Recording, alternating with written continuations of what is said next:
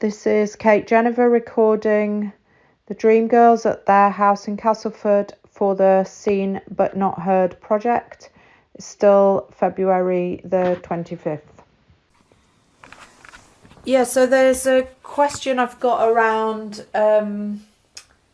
strippers. So Ray has a large collection because of who he was booking for the pub,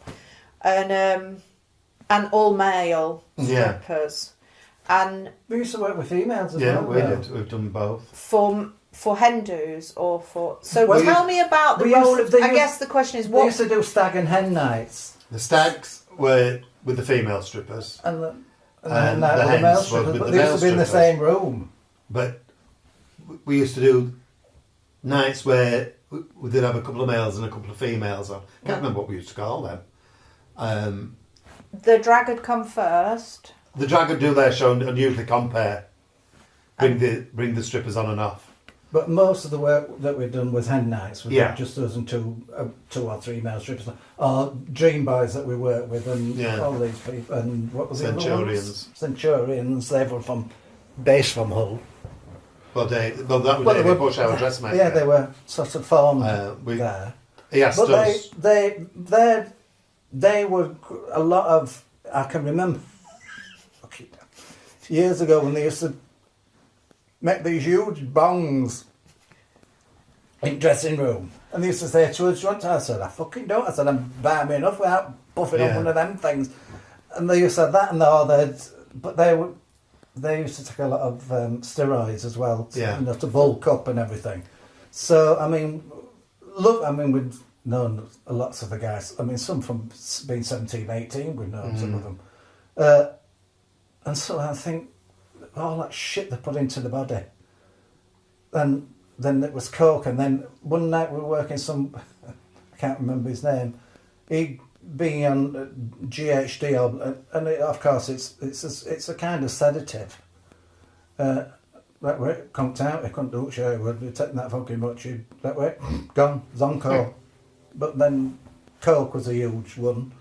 And were the strippers part... So when you toured, you toured and worked in different places. Yeah. Would you, in the way that you all talk about the same drag acts, whether you would see the stripper, it would all be on the sea? Yeah, so if we were working in, I don't know, for example, Nottingham, then we'd know people from that area. Obviously London have their own. Hull... Not so much. They were only sort of. I can't think of. Ray is a drag act from Hull. I'm talking about strippers. I don't remember any strippers coming from Hull until can't think of Steve anybody. Gold, Ian. That's right. Yeah. Who and started? then Centurion started and everything, but I can't. Who went from being a lifeguard at Thornwick Bay to stripping. Yeah. And his father was a policeman. I can't think of anybody in. But there didn't seem to be. For all, there were a lot of entertainment in Hull. The hen night scene was huge. I mean, Sheffield, we did 1,500 women in this place. They were hanging from Sheffield Fiesta. I mean, 1,500, can you imagine that? 1,500 screaming, pissed up women. And 4 or 5 strippers. And we were still a mime act in them days. But we managed, I used to... Do a little bit of patter. And that one, we did one in not far from here on a Sunday afternoon. It were Andy King, wasn't it? And it was Andy King. And it was an early evening because we went on to Hull to do a nightclub after. And these women were so... Goldthorpe. They were balmy. They ripped all his clothes off. He walked onto the stage. They ripped him off stage. Rushing into the dressing room. Got a stitch on. Not a stitch on. He hadn't been on stage a minute. Scratched the bugger. I said, what the hell? It was just... They just rived everything. Save it. Lock door, don't let him in. And then we went outside. He'd only been stripping a few weeks. And this woman... We went out and this woman... was stood naked with on the stage with a gold sequin top hat on. That's all she got on. And she was about 70. Whatever she were wearing needed ironing. It was... She looked... Goldthorpe. Hellfire. I'll never forget that night. What's the end night? It was Andy King. Outrageous. And the stripper was called... The other stripper was called Valentino. The Brazilian lad. Oh, yeah. Yeah, it was them too. And were these gay men or straight men? We've known a few gay. There's a few gay strippers. Unfortunately, Paul just died, Paul Grantley just died at Blackhead. But some of the black guys, a lot of black guys in London in those days, and it was very rare that there were black strippers. They were mainly all white, but the few started in London. Billy Hot Rocks, they called him. He was outrageous. And the other black Woody guy, Brown. Woody Brown, yeah. But there weren't many, and then there was the Asian lad, which was most unusual for an Asian lad, really, I suppose. Like being Asian and gay. It's a bit of a taboo, isn't it? Christian. I can't think of his name. Something Christian, another. But he was a nice lad. But another one. JJ Christian or something. JJ Christian. Another one that. I know it'll come to me eventually. All drug led in it. I don't know why they did it. No, I don't. Because it just seemed to be one of them things with strippers. It don't do anything for the. Tick and tackle. It sort of shortens the life of it, as it were. Yeah. But then, stripping then was a different ballgame. They didn't. The strippers now they lake about with it and tie it off to make it look big. In them days, they didn't. They just went on as it was. Yeah. But then everybody started tying it off, and I don't know how they did it. The stripping's very different now to what it was back then. Back then, they used to do more of a show and a little bit of novelty in it. Where now it's had a theme song. Now they just dance about and. Mind you, we used to work with that one. I know what you're going to say. And I used to do Phantom of the Opera. He used to go on singing. And he had this, and he used to get a girl up, put her He used to cape on. find him quite creepy. And poor lass frightened to death, and he started taking his clothes off. Gentleman Bob, that right. was his name. And he started taking his clothes off, and I looked, I thought, what the and he got a blue vest, like the old nylon like underwear. Y fronts, and a pair of Y fronts on, and I went, I don't get it. No sexy underwear, it was just like a vest and knickers your granddad would wear. Yeah. And then they were chunky. Yeah. He used to do. Now then, I think Chunky could have been from Hull way. He used to do what's his name, didn't he? He used to do George Michael. Boy George. He used to come on doing Boy George. But they all had a bit of novelty about them in them days. But today, they don't, do they, so much? They don't. And can you remember any of the, particularly your favourite drag acts? Because the Hull ones, I've got Lips and Lashes. Yeah. Well, they were from Leeds. Were they? So you knew about. Yeah. Are they still? No. I think alive even. I'm not sure. Somebody told that they did go to Benidorm. I think they opened a bar in Benidorm. But I think it was Chrissy Rock who told me that. I don't know whether one or two or both of them have passed away. Because one of them got heavy into. So I don't know.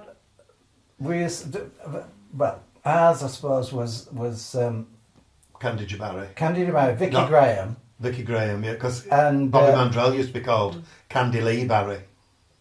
Or Candy D Barry to start with. Yeah. And there were a bit of a discrepancy with the London Candy. And I think she took him to court and he had to change it or something.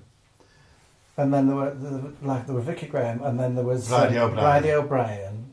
All these were all local in Leeds. Billy Raymond. He was from Carlisle. What's his name?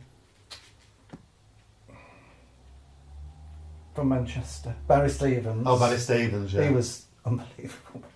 Barry was a bit of a pisshead, bless him, but a great act. And the penny house used to be full for him. Yeah. He used to do a Sunday lunch, Sunday night. And he used to come with 6 cans of breaker, yeah, a wheelchair, and a plastic bag with all this stuff in. And then he used to turn back up at the pub and say, I've missed my train, can I stay? And then he used to go home on a Wednesday. Yeah, he used to stay about 4 days. I used to go, Barry, you'll have to go home, love. We need to get into the living room.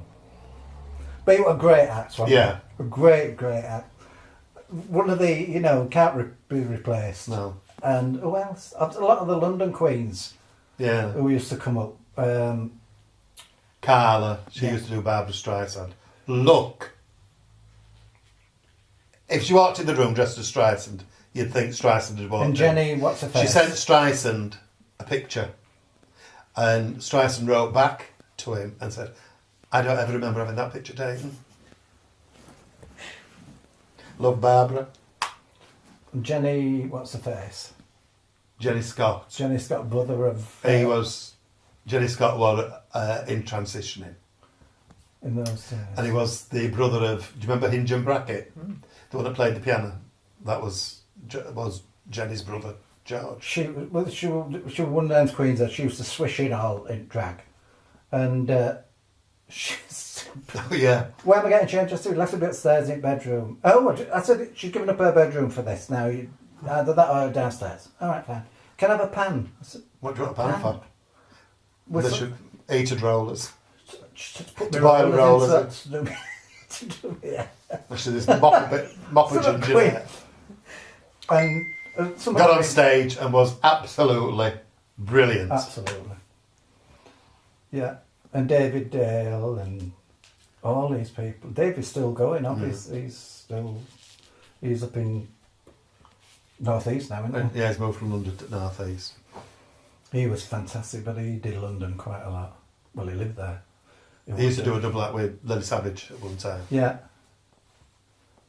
And I can't, there were so many. There were a lot of drag acts. Olga Peters, Yeah. she were about The old school drag. Where they all did a proper show. Unlike your RuPaul wannabes these days. Well, they're still great acts, they still do, but it's all sort of led by, it's more sort of younger drag, isn't it? Do you know? I know they call ours old school, which roused But what me a was bit. yours influenced by? What had you? Because Well, I suppose I guess where would you? Would it be cabaret, or would it come from? Well, I don't people know, like how Danny do you- LaRue. Yeah. a lot of, and some of my, well, of course, and Hinge and Bracket. what's his face? I love, it was, I said Norman Wisdom I love, so a lot of my comedy Yeah. comes from Norman Wisdom, that sort of, and Hilda Baker. yeah, Hilda Baker, fantastic. And I can't think of his bloody name. Shut that door, what's his face? Larry Grace. Larry Grayson, great. I mean, he was very clever. In working men's clubs, first show, I used to go in and do drag first half, and then go on as a comedian second half, so I got paid twice. Mm. But those kind of old school comedians, that's, I pick up on that sort of humour and.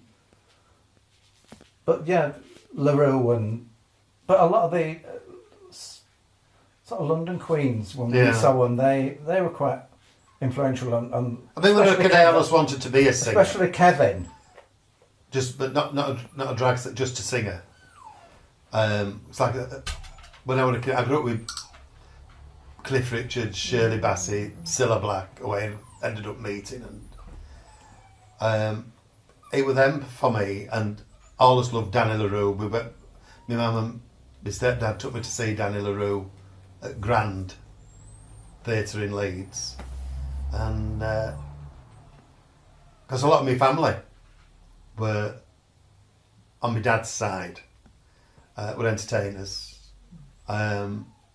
My auntie, who's just passed away, she did clubs in the 60s, and then she met this guy, and she stopped doing clubs because he didn't want other men looking at her when she was on stage singing. But that was goes back to the sort of days of when women weren't Yeah. allowed into rooms in bloody pubs. And my auntie Maureen were at that time when female singers, which she would have made it big because she had a brilliant, and she could whistle as well. So she used to whistle. I don't know a song you may not know called "In a Monastery Garden." I think it was Edmund Dockridge or something like that. They used to do. Edmund Dockridge, no. Was it not him? No. Well, there's a song called "In a Monastery Garden" and it has whistling in it as well. And she used to do all that sort of stuff. Vicky Carr, Shirley Bassey, all them stuff.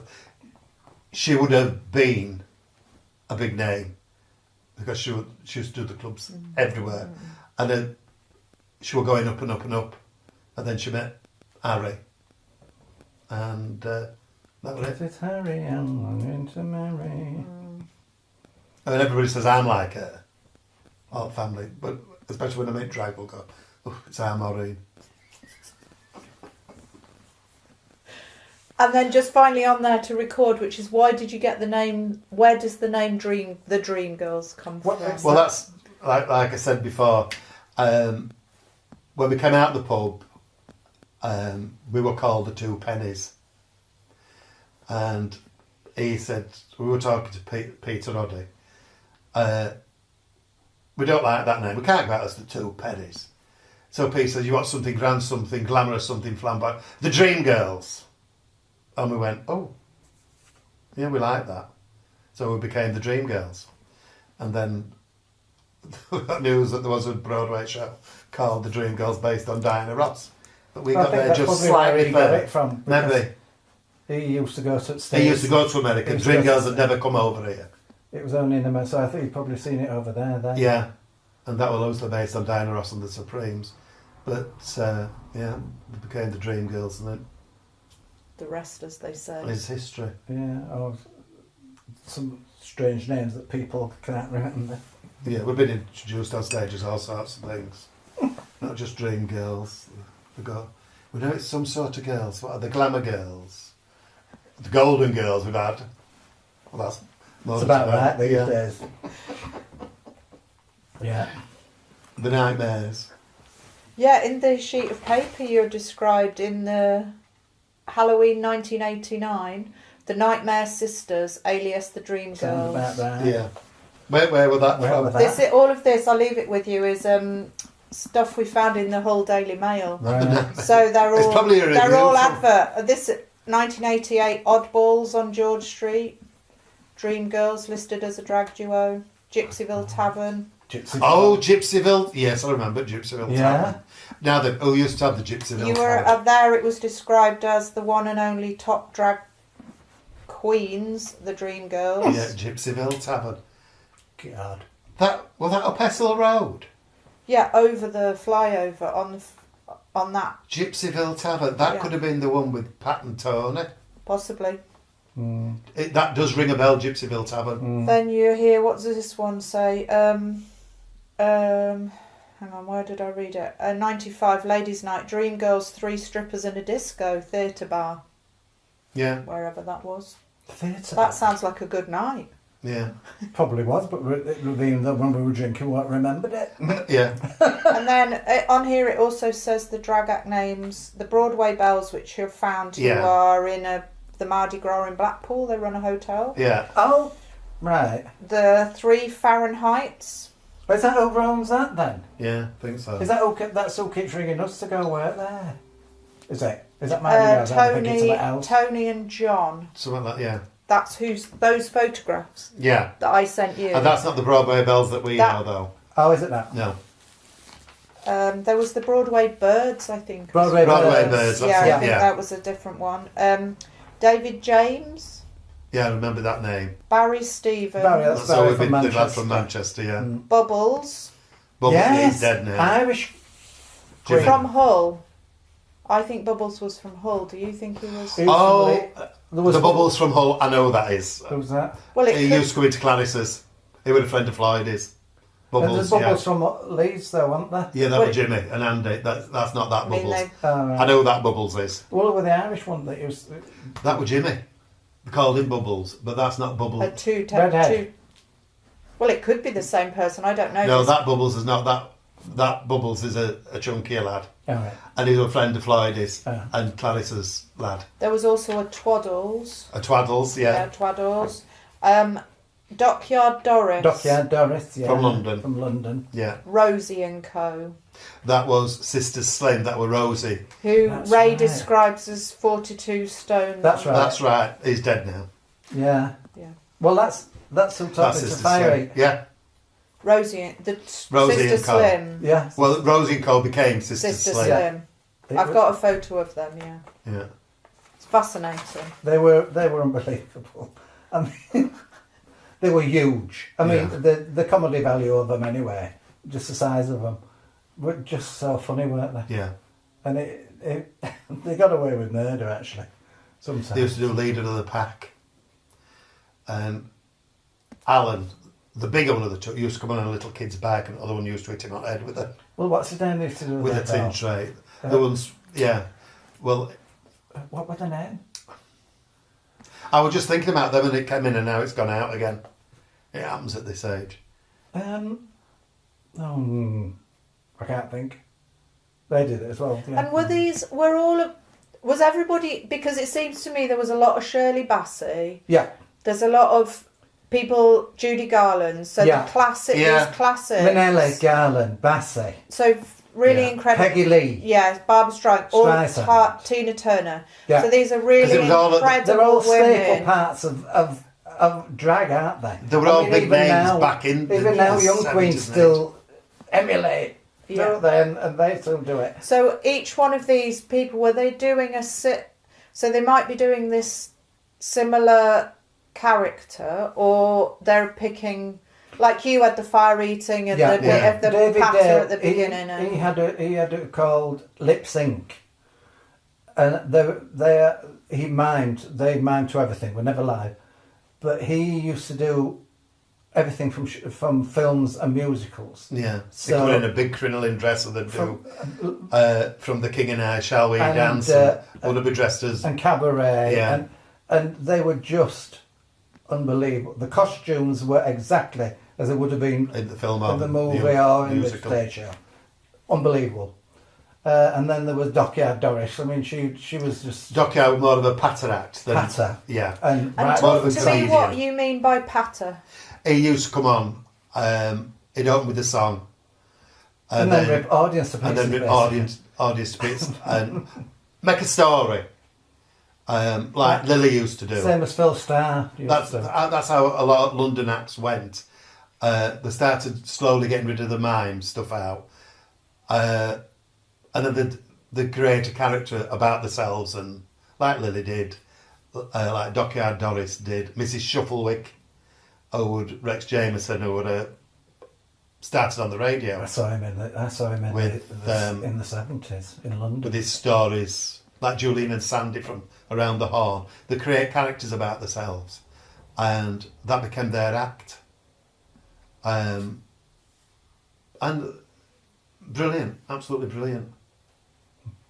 I mean, we don't need to. This is not necessarily for recording. It's me trying to work something out, which is, you're talking about Round the Horn. You're talking about things that were perceived to be very, like they were on the radio. Around Yeah, it in was the on, It was 60s, very yeah. risque in those but it was days. quite Yeah. risque still. Yeah. Yeah, well, we're talking about, 63-ish?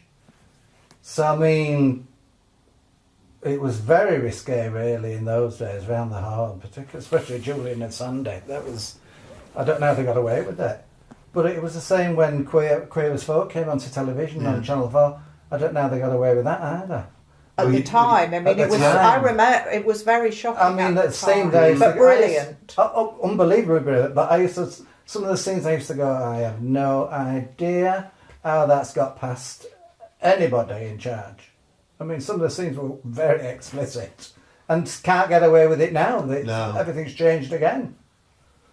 But that's how it is. It just seems to go around in circles, doesn't it? Yeah. Although it's getting more tight-assed now than it's ever been, I think.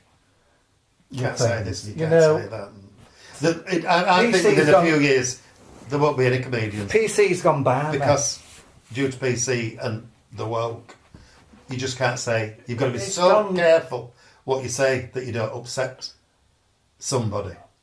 You've got to take great care now. Comedians are finding it hard now because they just can't. And that's not just necessarily, I guess. So that upsets the patter in a way. The It's- bit of yeah. being able to I mean, do that with a a friend of- crowd and I mean, look at friend perfect of ours- example is Chubby Brown. Yeah. A friend of ours years ago, a drag queen, used to come on with a black stocking over his face Yeah. and do, what was the number? I'm saved. I'm saved. I mean, if a drag queen did that now, if a drag queen's makeup's a bit darker than a natural, there's hell on. That was Bridie, wasn't it? Yeah. But that was accepted. It's fun. It was funny. Still is funny, but not to some people. People find it, when they say that. But does that put you... So, I mean, I know you're not working as much for all sorts of reasons, but does it also make you feel worried about... I mean, are you conscious of that when you're in front of an audience? Is it because you know where you're going so you kind of feel... Well, I know, I suppose now I know what I'm doing and have done for a long time. So you don't... You can go to the line, but you mustn't just cross don't it. put your toe over. You can be right up to the line, but once you cross over and go into that area, then you've lost it, and you've lost the audience. And you can lose them just like that. But I mean, I had a few weeks ago, we'd got this group of women in, and they were absolutely pissed. And this particular woman wouldn't shut her gob and everything, and she come up to me, and I just put my hand there because she was coming towards me, and she was pissed. I don't know what she was going to do. I just put my hand in, touched her forehead, and I think, well, I think that's disgusting the way you treat my friend. I said, first of all, your friend's having a wonderful time. She's laughing. I've been sat talking to her. There's nothing but. I said, there's only you sat there with a slapped ass face, saying that it's awkward. I said, go and ask your friend whether she's enjoyed herself or whether I've upset her. And I brought her over. She said, no. I said, yeah. Smile. You're the one with the problem. But we've had that before. Yeah. When I've done Amy Winehouse. That's disgusting, that poor girl. You're taking the piss out of her, she just died. I go, love, you need to get a sense of humour, love. You need to get a life. It's funny. Everything's fun. Everything's funny. I think everything's funny. There's comedy in everything. I mean, there is. Mm. To me, anyway. Maybe it's just my weird sense of humour. I don't know. But I was brought up in different times, so when the N word was used generally by everybody, and the P word, and you mustn't do it, and you mustn't do it then. But, you learn, being brought up in that time, you have to learn. Like, the parents were the same. My mother used to think, no, you don't say that anymore, Mum. You have to say this. Now it changes sort of every day, doesn't it? Do we call them indigenous people? Or I don't know what the terms, and... All the different sexualities that we have these days, Yeah. I can't keep track of it all. A lot of the old comics, they wouldn't stand a chance in this day and age. People like Bernard Manning, who we used to work with, Funny as fuck. Yeah. I mean, incredibly funny. but he won't be able to do his act. He couldn't do it now. He wouldn't be able to. Same with the other one. I mean, we once worked with a comedian. What was the thing? What was that? Jimmy Carroll from Liverpool. Yeah, funny from Liverpool. So I said, it's all right then. So I've got to work with them two fuckers. Then us two. He said, anyway, I've got AIDS at my toe. He said, because I've just kicked them up ass. Can't say it now. Well, I'm hysterical, and I'm going, you fucking wait till you get off this stage. But that's, those were things. That's what I used to say. We used to have this banter going between us. But once a year, we had all sorts of... And I think also what I'm going to stop because we need. But I think what's also is that you've been a couple throughout it all. You've managed to do all of this, work together, be together. I mean, that's an amazing achievement. It is when you want to kill somebody sometimes. We're not together now. We were together for 18 years, but we're still best friends. But we still live together. 43 years. Yeah. 43. Still, yeah. People say you're just like an old married couple, you But two. we didn't think about it, did we? We No. just got on and did it. We didn't think about, We were just working and that were it. Still is. It's but it's I've enjoyed it. Which was number 55. and I now live at number 33. I'm not going to say which street it is. No. But all my family lived on this street as well. I had aunties and uncles. I think we occupied about 6 of the houses on this street. Both eventually disappeared. I went to school in the area, and when I was 17 I moved to Leeds, and by the time I was 19 I was the youngest manager of a pub in Leeds called the New Penny, which I worked in for 3 years with Stephen. And before then, when I first left school, I worked in a flour mill, which is one of the most famous flour mills in the country, which is Allinson's, which later changed to Queen's Mills. And that's where I started. And then from there, I went to Leeds, where we managed the pub. And that's where his entertainment career started, at the age of 19. And what were you doing in the flour mill? Packing flour and maintaining a machine, which was the most boringest job I ever had. And I think I lasted about 18 months. And I had an idea I was going to get the sack. So I put my notice in before they sacked me. And the manager, I think, not a manager, the whatever what they're called, supervisor, when I gave him it, he said, "Oh, I'm glad you give me this, because he said tomorrow I would have given you your notice." So that was that. I was out on my ear, and I moved to Leeds. And had your family worked in the area? My mother worked for Burberry's. She was a manager at Burberry's, and she made kilts for the Queen. And she was there till, I think she'd been in tailoring all her life, because my mum and dad divorced when I was 2, so she had to go out to work. And my grandmother brought me up. I stayed school days at my grandma's and weekends at home with my mum, but we'd moved up Airedale, so we lived opposite my grandmother, so it was easy. And my grandmother brought me up, but certainly mother spent most of her working life in tailoring. She could make anything. She did give me advice when I started making costumes of best way to go about things. And when she came out of tailoring, they went and got a general store, which was something totally different, in Upton, which we used to go and help when they wanted to go on holiday or anything. So we'd be keeping shop during the day and then racing off in the evening to do a cabaret somewhere.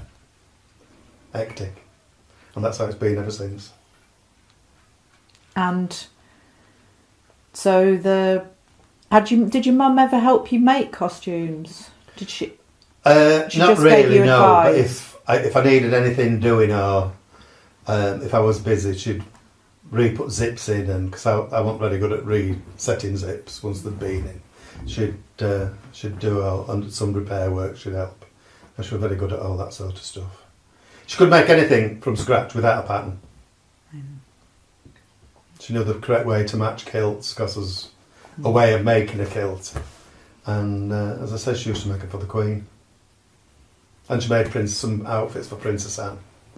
When Princess Anne first got married in '73, she made her some safari suits or something through Burberry's. Well, I don't think it was Burberry's then. I think it was it? I don't know. It might have been Town Tailors. Anyway, mother had to make them.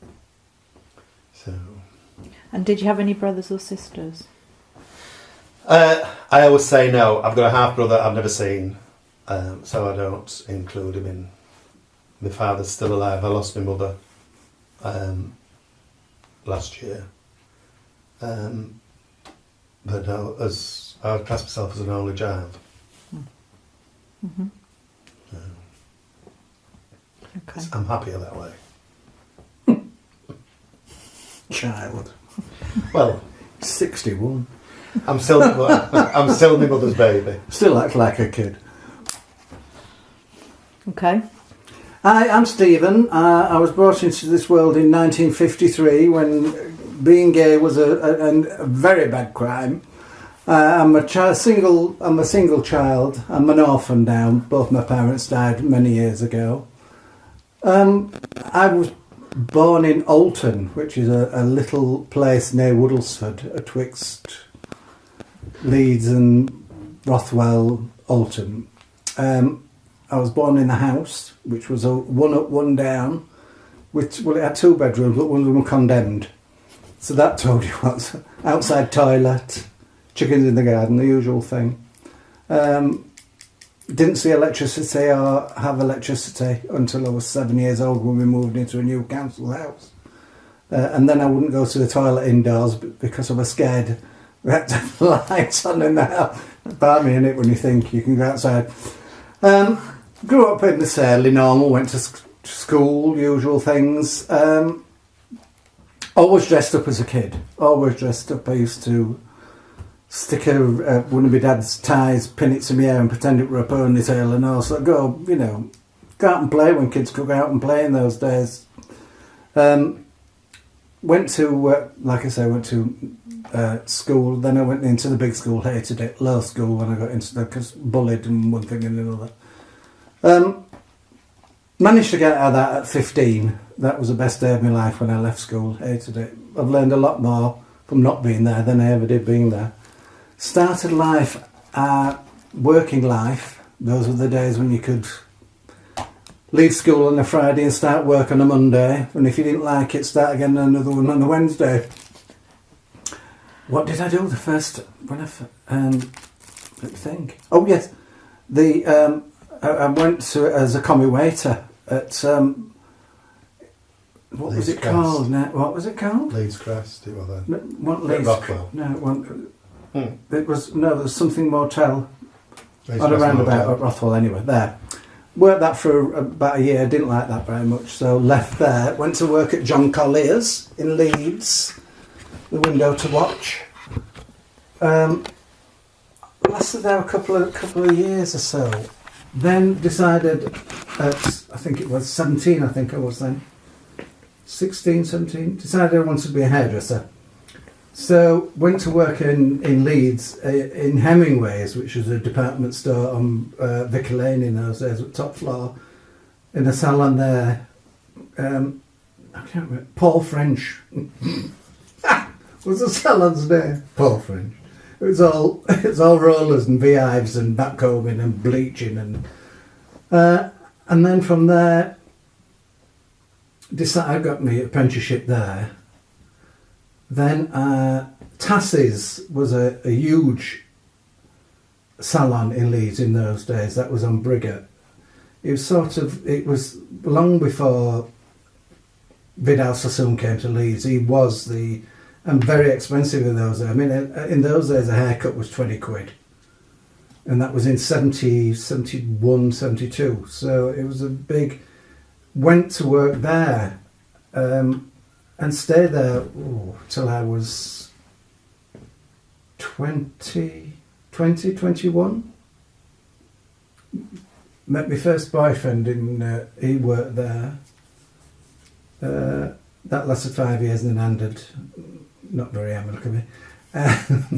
Then I got myself my own salon, which was just further up from Briggate, just going on to New Briggate near the chest clinic, and that was called Bangs, which obviously is the American for fringe, but everybody used to laugh like you've just done then. Unfortunately, with the boyfriend that I was with in those days, when you're sort of blinded by love and one thing and another, that went bankrupt. And when I think about the amount I went bankrupt for, I mean, it's like pennies these days. And then what did I do after that? Met you, didn't I then? Mm. Then I went to live with a friend here in Castleford who had a pub down in Castleford called the White Hart, and that's where I met Gary, who used to come in as a punter there. And then I was still doing hairdressing. That's when we moved to Leeds. Then we moved to Leeds, yeah. And that's when it all started. And then you were working at the New Penny. Yeah, I was. He came to ask. He came because he came over to the pub where I was with you and asked us if we wanted to manage the pub in Leeds, and we said yes, of course, why not? Moved into the New Penny, was there. We used to do all sorts of things. Cabaret nights and theme nights. And we used to get, we used to get the who came. We used to do special weekend things. We used to have cabaret on a Sunday lunch and Sunday night. Yeah, but we used to and do on a special Tuesday. jobs, didn't we? But then at some months, end of month, Friday, Saturday, Sunday, we would do a theme night, like Spanish Week. Yeah, but we had the when we had Vera from. Oh, we used to put special cabaret on. Liz Dawn, Vera Liz Dawn from used to come. I mean, she used to come regular and do. I think she were about 65, 70 quid in them days to have us come and do a PA. Yeah, and there were people used to line down the streets. 50 pence in. Those are the days. And we used to, we used to do Spanish. I remember that. I mean, I shouldn't be saying this, but you only find all bottles of booze in the pub. I mean, they're not being opened, like martini and stuff. And I used to make it up into a cocktail. And what do we used to have? We used to have blowjob and all sorts of mad cow and all sorts. We used to make these bloody stuff cocktails up and do all sorts of theme nights in there. And then we started doing drag in the pub. What year would this? When would this? This would be between 1980 and 1982. 82, yeah. So 2.5 years. And then one weekend, the boss came and said, "Oh, I've sold the pub. You have a week. You have a week to find somewhere to live and work." And we stipulated to him if we were going in as managers and living there, because his business had dropped off. He'd opened a place in Bridlington, so he was more focused over there.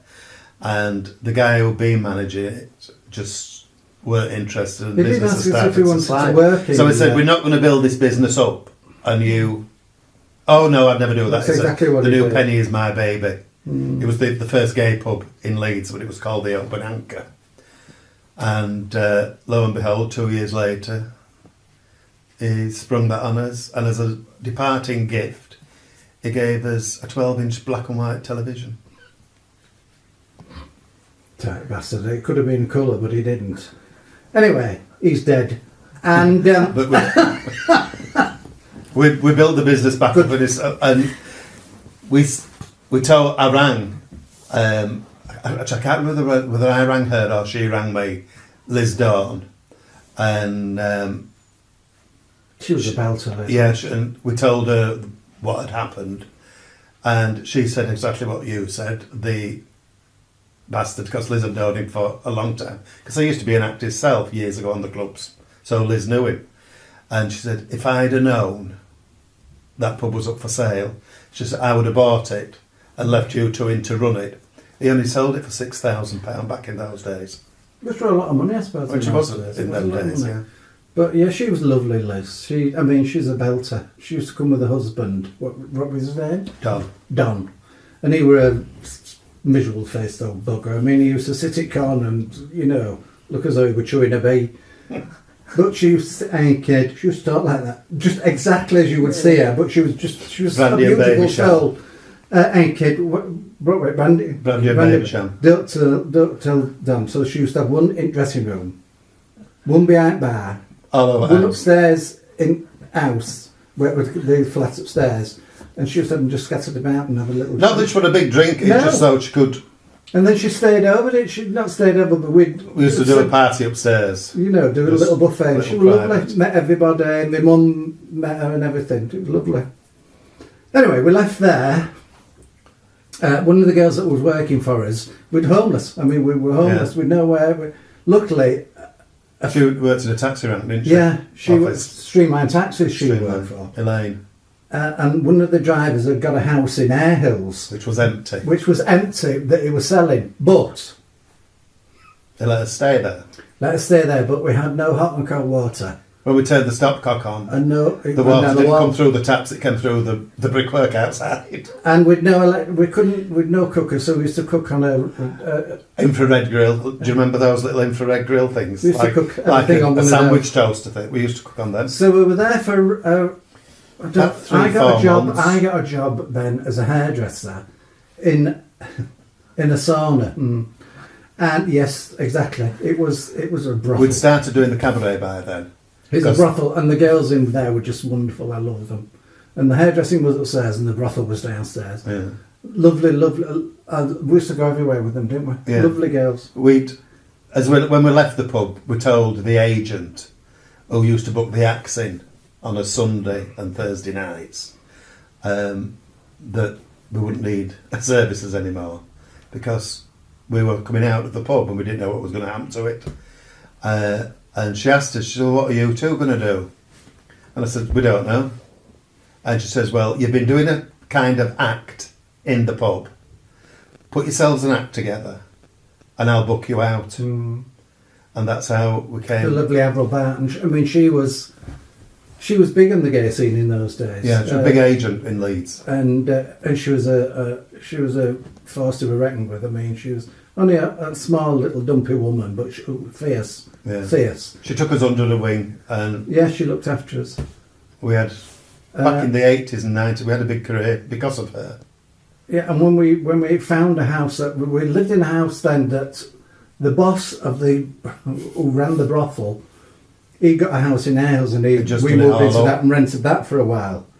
Then I fell out with him for some reason. I can't think. I'd gone on holiday and what Elaine had gone in to do work for him. Yeah. And he wasn't happy about it. So I told You him, weren't there that long at that place. No, I told him we'll stick your house up your ass and we'll move somewhere else. So that's what we did. And where did we move to then? We came out of there, we bought your mum and dad's house in Woodlesford. Did we move to Woodlesford? That's why we moved, that's why we come out of that house. It didn't belong to Ray. It belonged to the people I in the thought next it belonged street. to him. No, he'd done it up for him. Oh, right. I knew it was something. He was in connection with it or something. I didn't know what the SB was. Oh, right. So then what happened then? We moved to Woodlesford. Yeah, we bought the council house that my mum and dad had. And then we moved back to Leeds, left your mum in that house. And Moved back to Leeds for a year and then came here in 1990 and we've been here ever since. And then we were working. Avril used to book us out. I mean, we used to do... In those... We were working 7 nights a week in those days. And travelling out... I mean, I can remember... And the car we used to have... I mean, we couldn't afford a car at the beginning. I bought this old Ford Escort for about 70 quid. I don't think it was that. And we were driving from Manchester to... I thought... I'm saying to get my fucking feet again. And the water was coming through the bottom, the footwell of the car. It all rotted away. And we stopped at no brakes. Having to pull on the handbrake. M62 could be past and we'd gone to Manchester. We'd gone all over the bloody place. It took us down to London. We did a tour in London in it. Driving down London. Is that the one we ended up to Glasgow in? It could have been. We were he couldn't drive in those days, so I did all the driving. I remember we drove down to Exeter. We did on Glasgow the Saturday. first, then Exeter. No, Exeter first on the Saturday. Came home after the show because we left the diary in Exeter to post it on That's to us. right. And then on the Sunday we had to set off early because we had to drive up to Glasgow. Well, he had. To drive up to Glasgow to do a Sunday show up there. Yeah, we used to do. I mean, I can remember Avril from one New Year's Eve. She said, right, I've got you some shows booked in. I went, right, wait for this. So she said, right, you're going to a pub. You're doing 45 minutes an hour. In Rochdale, I remember this. And then she said, in the evening, then you're going to into Manchester City. You're doing another 45 minutes, and then you're doing a nightclub. And then you're doing a nightclub at 12:30. We were lucky in them days. We didn't carry a sound system. But we did it in them days. We were young and we could do it. And that's how what we could do. In London, we were working 7 nights a week. We used to work up down in London. From 1982 to starting the cabaret to 1990, we never had a holiday, and we worked. Well, I'd had a nervous breakdown by then, hadn't I? We'd work nearly every night without nights off because we just used to go. My mental health. You're in South, all right, book it in. All right, how much are we on? And off we go. But we met some. I mean, in London particularly, we met all the drag queens there. We used to work in those. We worked the Black Cap, which is no longer there. Vauxhall Tavern. Vauxhall, all Two Brewers, all the places in London. And it's been all over. We've been very lucky because we've travelled quite a lot. You know, we've been to Spain, Amsterdam, Turkey, Christ knows. The ones Avril said was one time. Oh, will you go to, where was it? Was it India? India. Bombay. Will you go to Bombay for 48 hours? I said, I fucking won't, no. I said, all that way. What we doing? New Year's Eve it was. New Year's Eve and then come back. I said, Avril, love, no. In a big hotel. No, love. I said, no. So they'll fly you in, they'll give you accommodation. I'll come back in a box. The day before, accommodation on New Year's Eve, and then fly you back home on the 1st. Oh. I said, no, love, I love you today, but no. She said, the money's very, very good.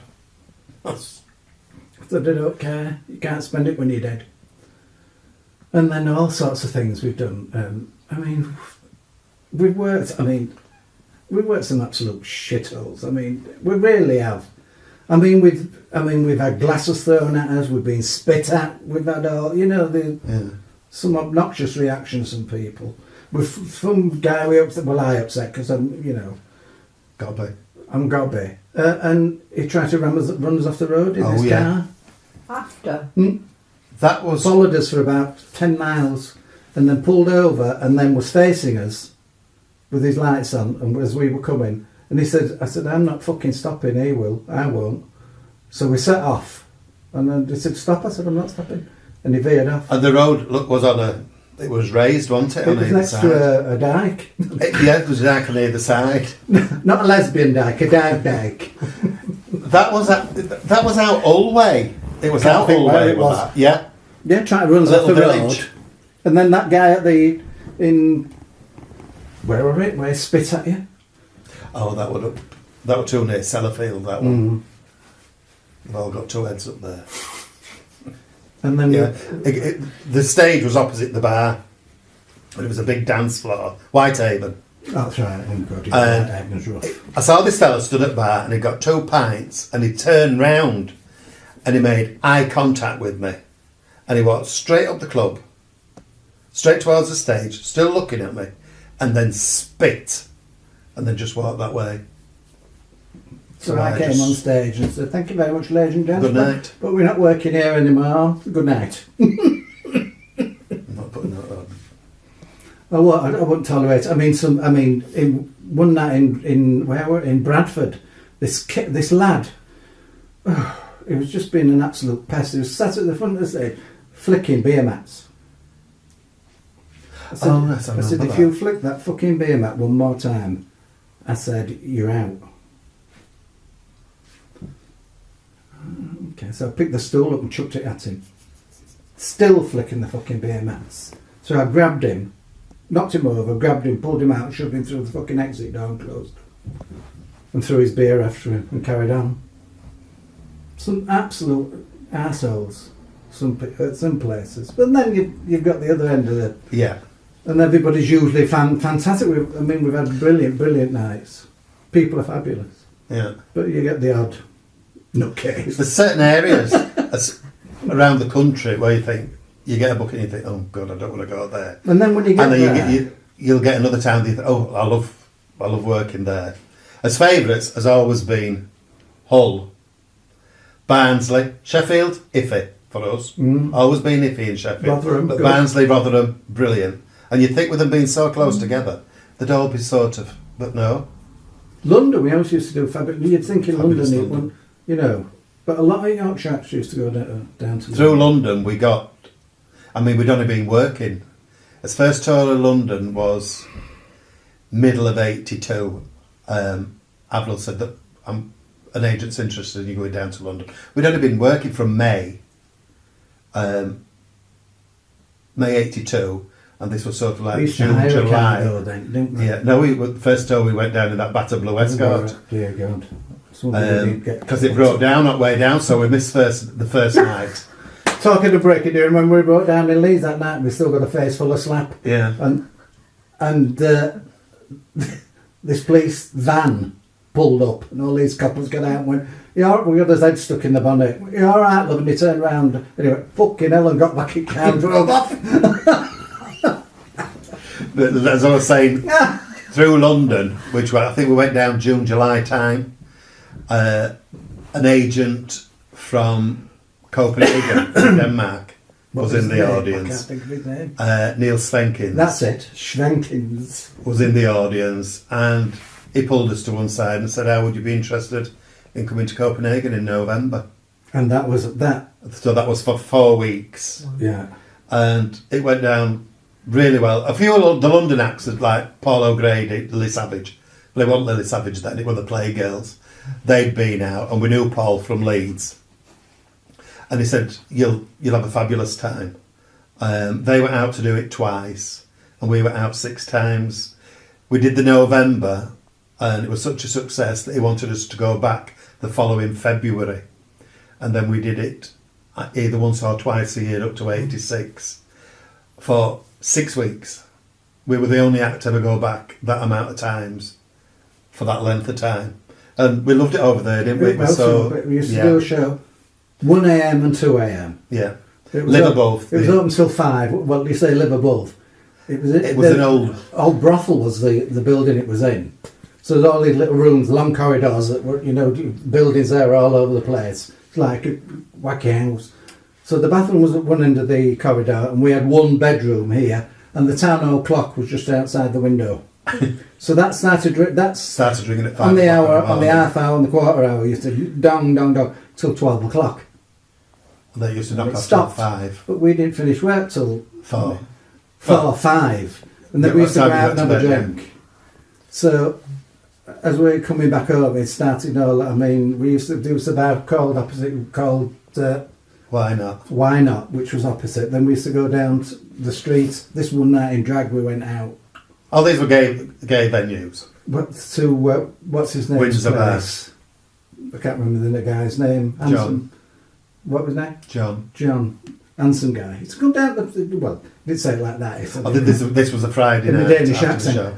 Come down to the bar. He said, and so anyway, we thought, oh, well, We went down in drag. I've got a blue taffeta rah-rah frock on, stilettos, I've long done just a wig, Springfield outfit. I've done Springfield hair. and we sat in Down there the drinking way. away till. It was coming up to dinner time on the Saturday, So we're a bit pissed. and we couldn't remember the way back. So we asked John which way we went. Bastard. So of course he didn't tell us to go left, which would have taken Down us the back directly street. up to the club. He told us to go right, left, Which was a which walking took us street. up the main walking street on a Saturday afternoon when the shops were rammed, and there's us two walking up. But nobody bats an eye. In Denmark in those days, I mean, the police were fantastic. Never had any trouble over there at all. You know, gay police over there in them days, they were quite forward for, not like England or Great Britain.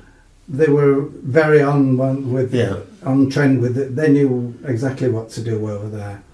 And then then we did, what else with that? We've done all sorts. Friends of ours, Went to Amsterdam. yeah, Philip and Case, who used to have the Amsterdam bar in Wakefield.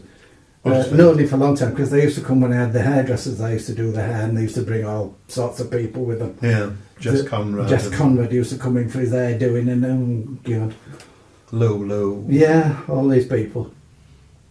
And we went to work for them. We're opening a club in Amsterdam. Come over, then all right, be nice.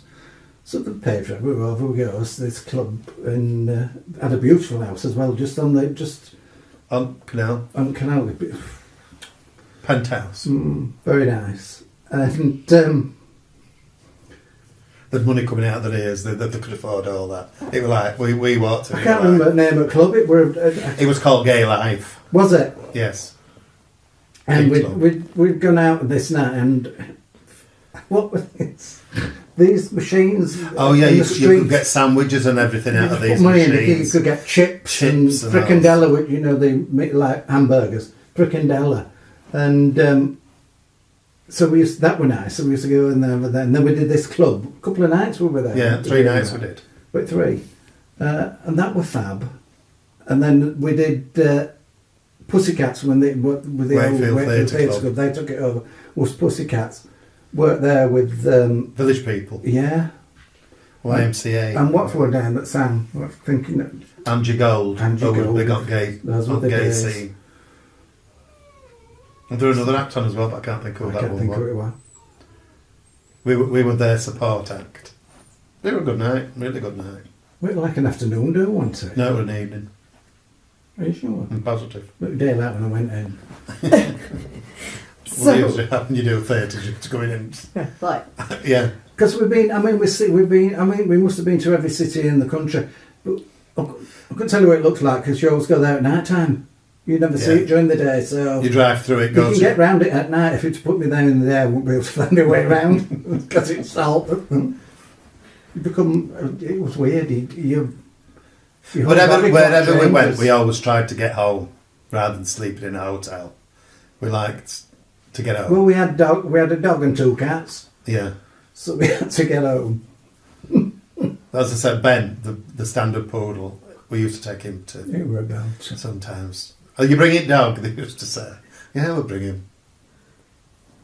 And we used to what the one in Bournemouth, Cabaret Club. Cabaret Club in They Bournemouth. called us the Demolition Sisters Oh, because I in Bournemouth because he set fire to I the set fire to curtains. stage.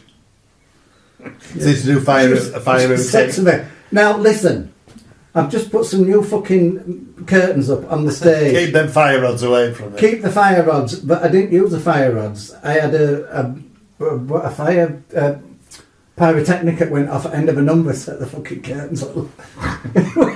Oh, he said, I should have known not to put them up when you were coming.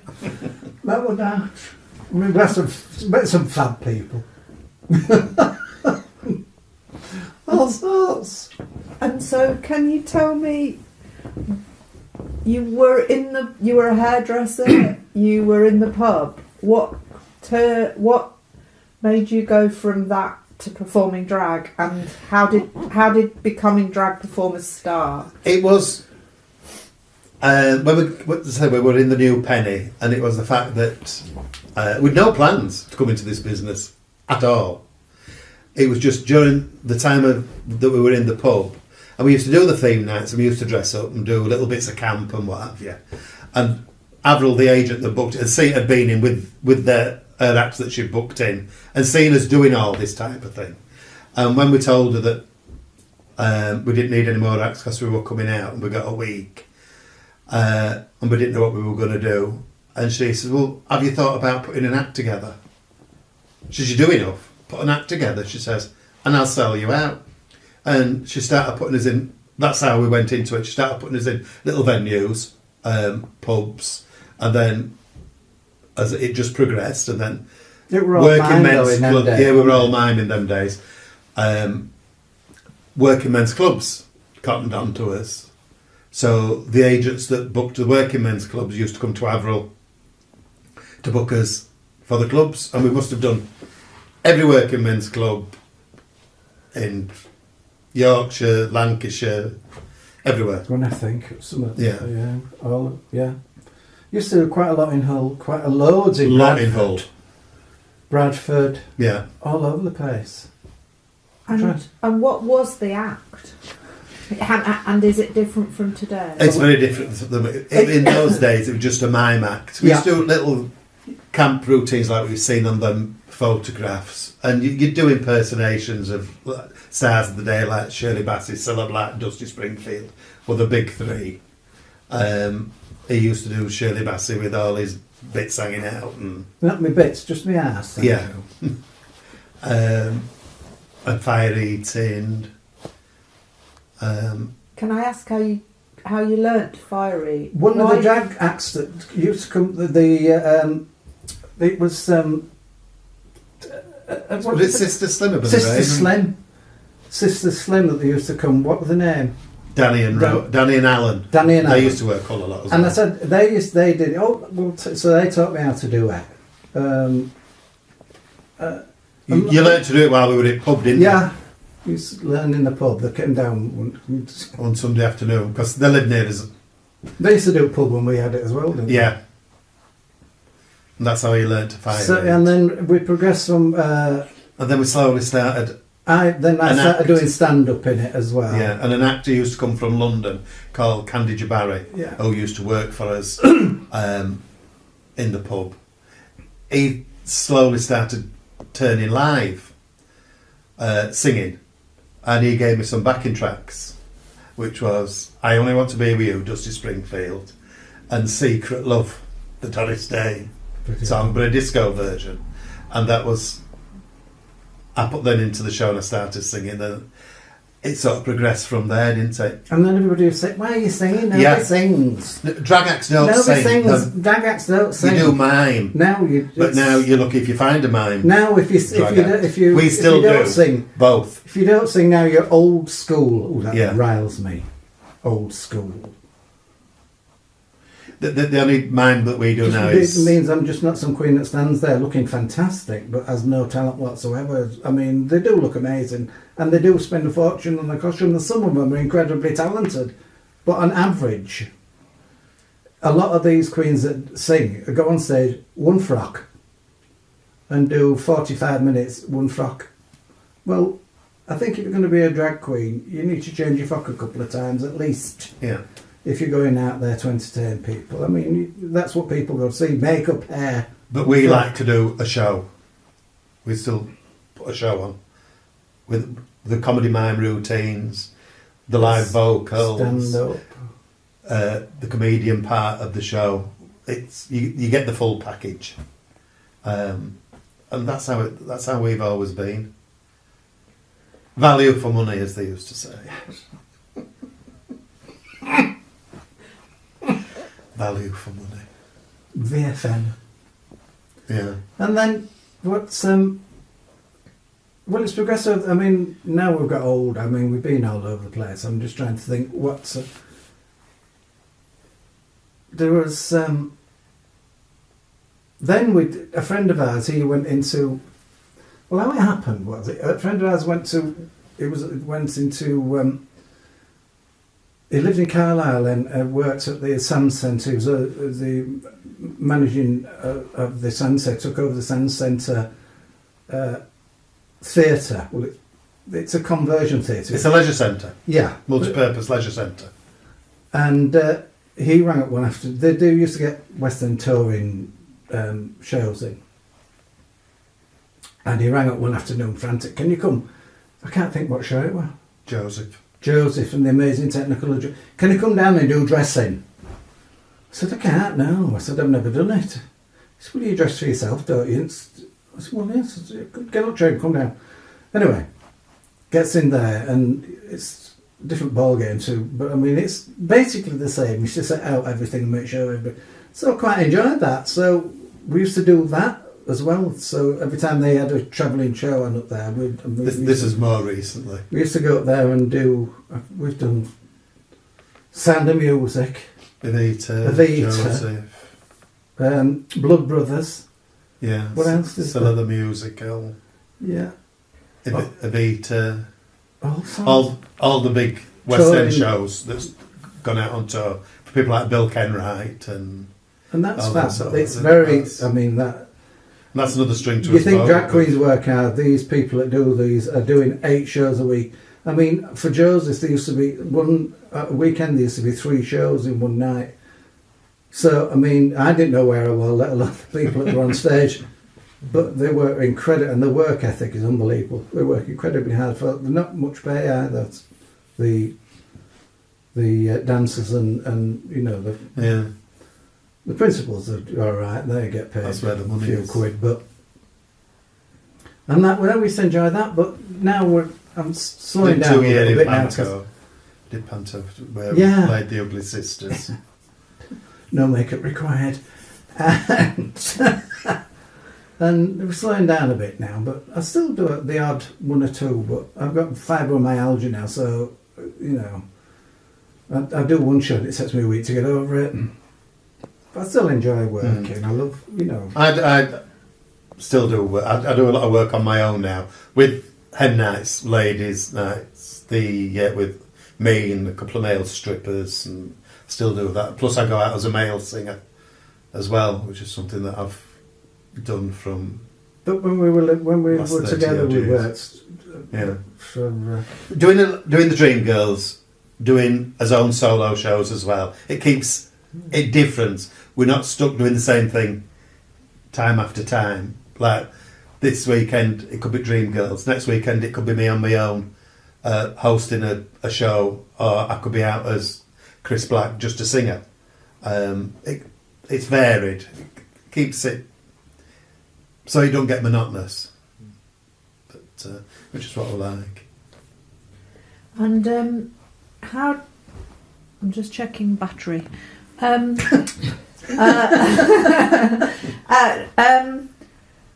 So I guess there's something about. There's been lots of benefits to being in drag. Good times, having fun, seeing lots of places. well, it's like any other job, really. I mean, it's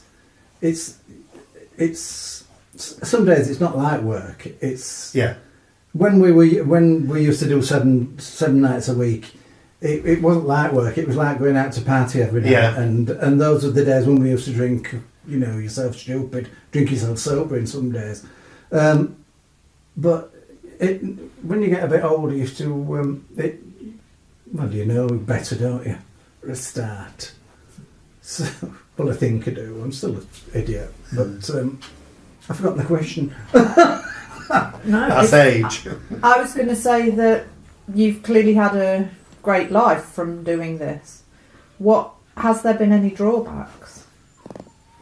No, not being really. spat at, maybe. Yeah, you get that little things like that, but the good far outweigh Those those. not any bad. I don't think Those sort of, you can have a night where somebody's done that, well. where somebody's spit at you. Oh, but it's. You can go walk down the road or walk in Yeah. the street and somebody will do it. You don't have to be in a frock for somebody to do it. You know what I mean? People are people, aren't they? You can't. There are more nicer things have happened than bad In things. 43 years 43, 44, we've I don't been know. on the road, as they say. And touch wood, in 43 years, we've only been paid off Once. once. Oh, yeah. And that was in, Newcastle somewhere. it was up the northeast Northeast. area somewhere. I think it could have been Sunderland. And That's. we did the first half, and we did the first half, and it had gone down. And I said to the concert secretary, "What time is the second spot?" He said, "There isn't one. There's your money. Off you go." And that's the only time, isn't it? What was that barge we used to work up? Where were that? Oh, yeah, that was We in used to work on a Stockton on bloody Tees. It was an old barge. Oh no, the barge that was in Rotherham. Well, what was that ship thing we worked It was on? a ship, and it was called. Just a minute, it'll come to me. Tugboat Sally's, and it was a gay night they used to do on it. And we Tugboat Sally. Like fucking Captain Bugwash, wasn't it? Yeah, It would. Yeah, and he worked down in the bowels. You see, and it was. it's Fab place, but with the strangest. What's the strangest place? Let's think of the strangest place we've ever worked. I'm trying to think. I mean, we used to. Well, we once worked in a big tent on top of cliffs in Scarborough for McCain chips. Oh, or whatever right, the- that was middle of a in field. middle of winter. Yeah. And I'm trying to think of other. I mean, we've worked on top of you when they go to a wet stage. Oh, it's the bar.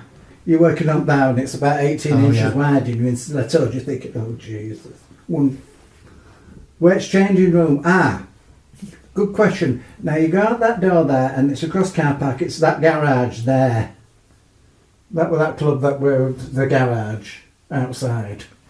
That were one. That one. What else? Oh. It's that little screened off it. Oh, it's Tyler. But there'll still be people using it though while you. Oh. And that Those place days in are long gone. Scarborough. What was that one we used to do?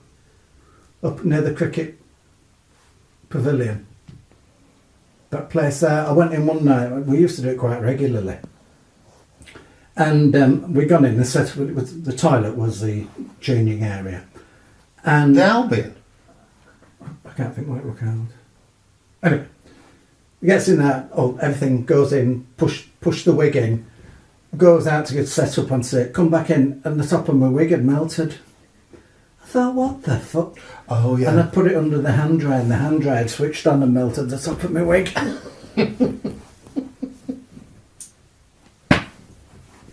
So I've got this crusty lump missing out in the middle of my wig with the hand dryer. I said, well, all right, look, put it fucking hand dryer on. Why didn't you switch it off? It was that was Albion. Where Albion? Yeah. Opposite cemetery. Some places, you turn up, well... One of Bronte sisters were buried just over, well, I remember. When you get changed, will you up them 3 flights of stairs? I'll go, I mean, I could do it then, running downstairs into the but just... We opened a gay sauna in Manchester. Where they were all sat there in towels. That was for Avril. Yeah. What year would that be? Avril Wonderland. That would have been in sort of the late 80s, early 90s. Late 80s, yeah. It was Sunday afternoon. I can't remember what it was called, but I remember there were the clearing area at one end. It had like a lounge in this. All the sauna stuff were all downstairs. They could come upstairs, where you got like nice settees and everything in this lounge. And we were sort of tucked away in one corner, and they were all sat there in the towels and everything, just watching cabaret. That's some places. And can you remember about Hull? We've had some absolute... I don't think we've ever had a bad night in Hull. We had met some really nice friends there. We used to go over for weekends to Hull, didn't we? We met them through doing... When we used to work at Tony's place... The only place we used to do to start with was Clarissa's on the gay scene. Yeah. We'd done the working men's clubs, but you don't seem to make friends in those like you did, because it was in and out. Pubs were a little bit more intimate, and you got to know people. Even the gay places were 100%. They were always a good mixed audience. Nice. Yeah. But just everybody's just got on with it. There was no, this, that and the other. Everybody just got on with it. But with regards to the gay... And Clarice would stand for any nonsense anyway. It was Clarissa's. Did you know Clarice? No. It was Clarice where we first started working. And she used to think at first... What was that drink? She used to drink Malibu and milk. Yeah, Malibu and milk. But she used to think... I wonder. She booked us regular. So we could do it 4 or 5 times a year, every couple of months. And at first she thought she'd got soul... but she got a little bit when we started doing the Alex, because it wasn't that far from her. But then she come round. I said, we're here to make money like you're here to make money. I says, we can't turn work down. I said, because we're round the corner. I says, if you want that, you're going to be paid a lot more money for us. Oh, she went, that's all right then. And so when we first started working for Clarice, we used to work for £40 a night. 40 quid. Yeah. Well, that's still a lot of money. Yeah. Well, it was back in early 80s. Yeah. And then we started doing Clarice's Place. How much did we get for the first one we did? I can't even remember where it was. What, the first show we ever did? Yeah. I think it was about £50. Where at though? I can remember. It'll be in a file somewhere. Okay. But I think it was about £50 as first booking. Some of them, that's where to spare that now, don't you? Yeah. But first, I still remember his first booking at Clarissa's were £40, and she was treating that one expensive. Yeah. So we did and then we started doing the Alexandra Bar, which was just on, well, it's sort of Clive Sullivan way-ish. And that were, for all you used to get a lot of gay people in there, it was a good mix of people. You got the old Hull people going in there, and the sailors and foreign dockers off the ships. I like them places. And I don't know whether Ray used to work there. He probably told you the same. I prefer straight places, if I'm honest. Where the guys on the ships used to try picking you up. Yeah. In a frock, yeah. Yeah. But I used to prefer straight places. I don't know what it is. Basically, because we never used to do gay places, I suppose. So we never. Hull was. Predominantly our work was in straight places. Yeah. It was when we first started. It was more of the gay scene, wasn't it? From Michael and up in Newcastle and all those rock places, shots and all those like places. Michael Snail. And then when we got into the working men's club, It sort of took over. I relaxed a bit more in straight places. I do it. Gay places, I get really. I get terrible stage fright now. It's got worse as I got older. But I used to get really nervous doing gay places. Once I got on and got started, I was all right. Just getting on. Yeah. What do you think? What was it that was frightening? The expectation, I think, that's what they, that not being liked by your own people. Yeah. Whereas I had nothing to prove to a load of straight folk. Do you know what I mean? I got up and did what I did. But when they all sort of all, they've seen it all, done it all. So you have to, that's what the expectation of. You've got to try and be a little bit different. Oh, they're doing. I've seen so-so do this. Oh, I've seen so-so do this. Oh, yeah. So you've got to be on your game all the time. Where in the straight venue, they'd never seen it. So it wasn't that we didn't want to do the gay venues. Now, because I mean, it was the straight venues, what you call straight venues in them days, had started to take over, and that's the direction that we ended up going in. I liked it when it was, it's a gay night here, and we go to a gay club there, and whereas now there's no. It's all the same. It's all, everything's the same. It's all the same. You go to places. Mm. So what was it about Clarice's? This is Vauxhall or George? This is St George's on St George's Road. We never Street. worked Vauxhall, have we? We didn't do Vauxhall. No, I think you've done Vauxhall on your own. Have I? Yeah, probably. I think Alan went with it. But Clarice's, I don't know. He knows more about my work than I do. The old George, the room we worked in, would have been twice the size of this room. There's a picture somewhere. It was on the step. Where's that picture? They're in one of them books. She used to put like a plank over two crates. Yeah, a wooden board. I think it was top of a pool table that she used to put on 4 crates. Yeah. And people used to have to go behind you. Yeah, people went behind you. You surround it with that being... To get to the toilets. Yeah. Because the ladies' toilet door was just behind you. And the bar was there as well. So in theory, you've got toilet door there on that wall. She used to put the stage here. The bar were here. And the door into the place were there. So you've got... And then your windows on that bottom wall. And then she could get old people sort of sat down there. And it... In fact, I bet it wasn't as wide as this room. Though. And it used to get packed. She did another little room, which was like the snug. And it used to get packed. And the atmosphere was brilliant. And all the initial friends that were made in Hull... we met there. We met in there. Yeah. Clarice's son, which had a flat just round the corner where we sometimes used to go stage. Floyd, who was quite well known around Hull, he used to knock about with Joe Longthorne when they were Rail no Floyd, younger. Yeah. The stuff them two used to get up to when they were. Most of Joe's not here to talk for it now. But it was a good atmosphere. Everybody knew one another. I loved Hull. I loved Hull. And the Tower worked for Wally Mays. Were good, and then we used to go up Bransholme, Orchard Park, Hessel. And we worked with some nice people. We worked with Mika Brown. Misha Brown. I think we worked with her in Hull at that nightclub where I mentioned.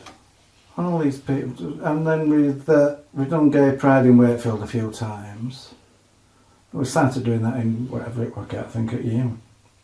We never used to do Gay Pride. Well, we were never asked for some reason, and then suddenly we were asked about 6 years ago. We did the first 6 or 7 years ago. And people from Hull came over to see us.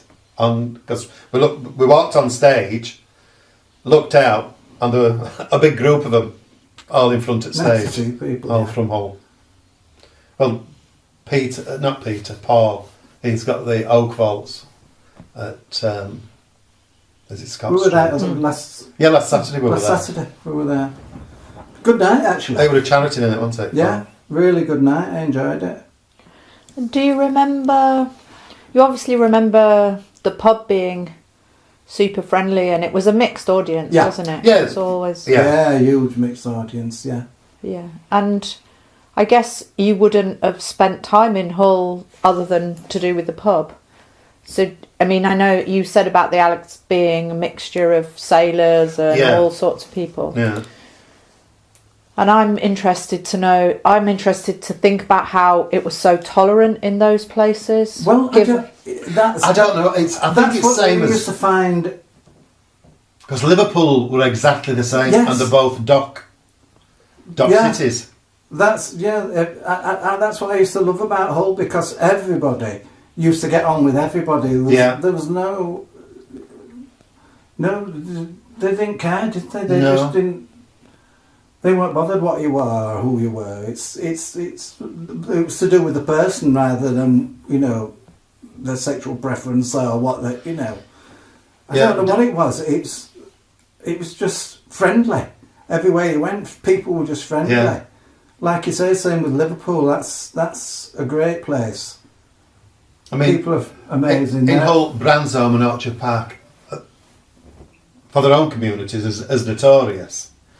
But when we used to go in and do cabaret there, they were fabulous. But we always worked for good Yeah, people, who had the good pubs. landlords and good landladies. landlords and landlords. There was There's some real characters. oh yeah, Pauline were fab. Pauline from the Engineers. She used to have this mad fucking. She used to have a boxer dog. I can't remember what she called it. I know what I called it. They called it Ben Ben. because we had standard And poodle she used to Ben. keep it, we used to get changed in the hallway In stairwell at of bottom. where they went up to the flat. And I come out one day and there's not a fucking wig to be found. The dog had taken every wig outside and tried to bury it. I went, well you little... And every time I said, lock that bloody dog away. Because costumes are missing, my wigs are missing. Oh, I'm sorry, don't. But she was fab. Yeah. Had a great laugh with her. They went down to And then there was Tony and Tony Bannon. he was a big rugby lad, wasn't he? What did rugby or a box? Had he been No, a box? rugby. And mixed race. And Yeah, his wife. nobody And messed with him. nobody messed about with him. And we worked one at roughest ones. I can't think where it was. His first one was up Essel Road, but I can't think what it were called. And we We were worked down there. Essel Road, coming away from town. Fantastic night. Millers, Dairy Coats, Halfway. I can't remember what it were I called. can't. I can Because you went picture it down now. Essel Road, coming from town, it was on the left-hand side. Because just where you've got the flyover there, that first one, what do they call that one? The Dairy Coats, but I think it was also called Millers. Millers. We did that once. That's where you ripped the plug off the Bandit. Joe Longthorne's brother was on the Bandit Sure. while we were on. Oh, yeah. And he wouldn't come off it, so I said, you will come off it. So he pulled the plug out of the wall and ripped the plug off. He said, now play it. Which leads me to a question, which is, can you describe your act?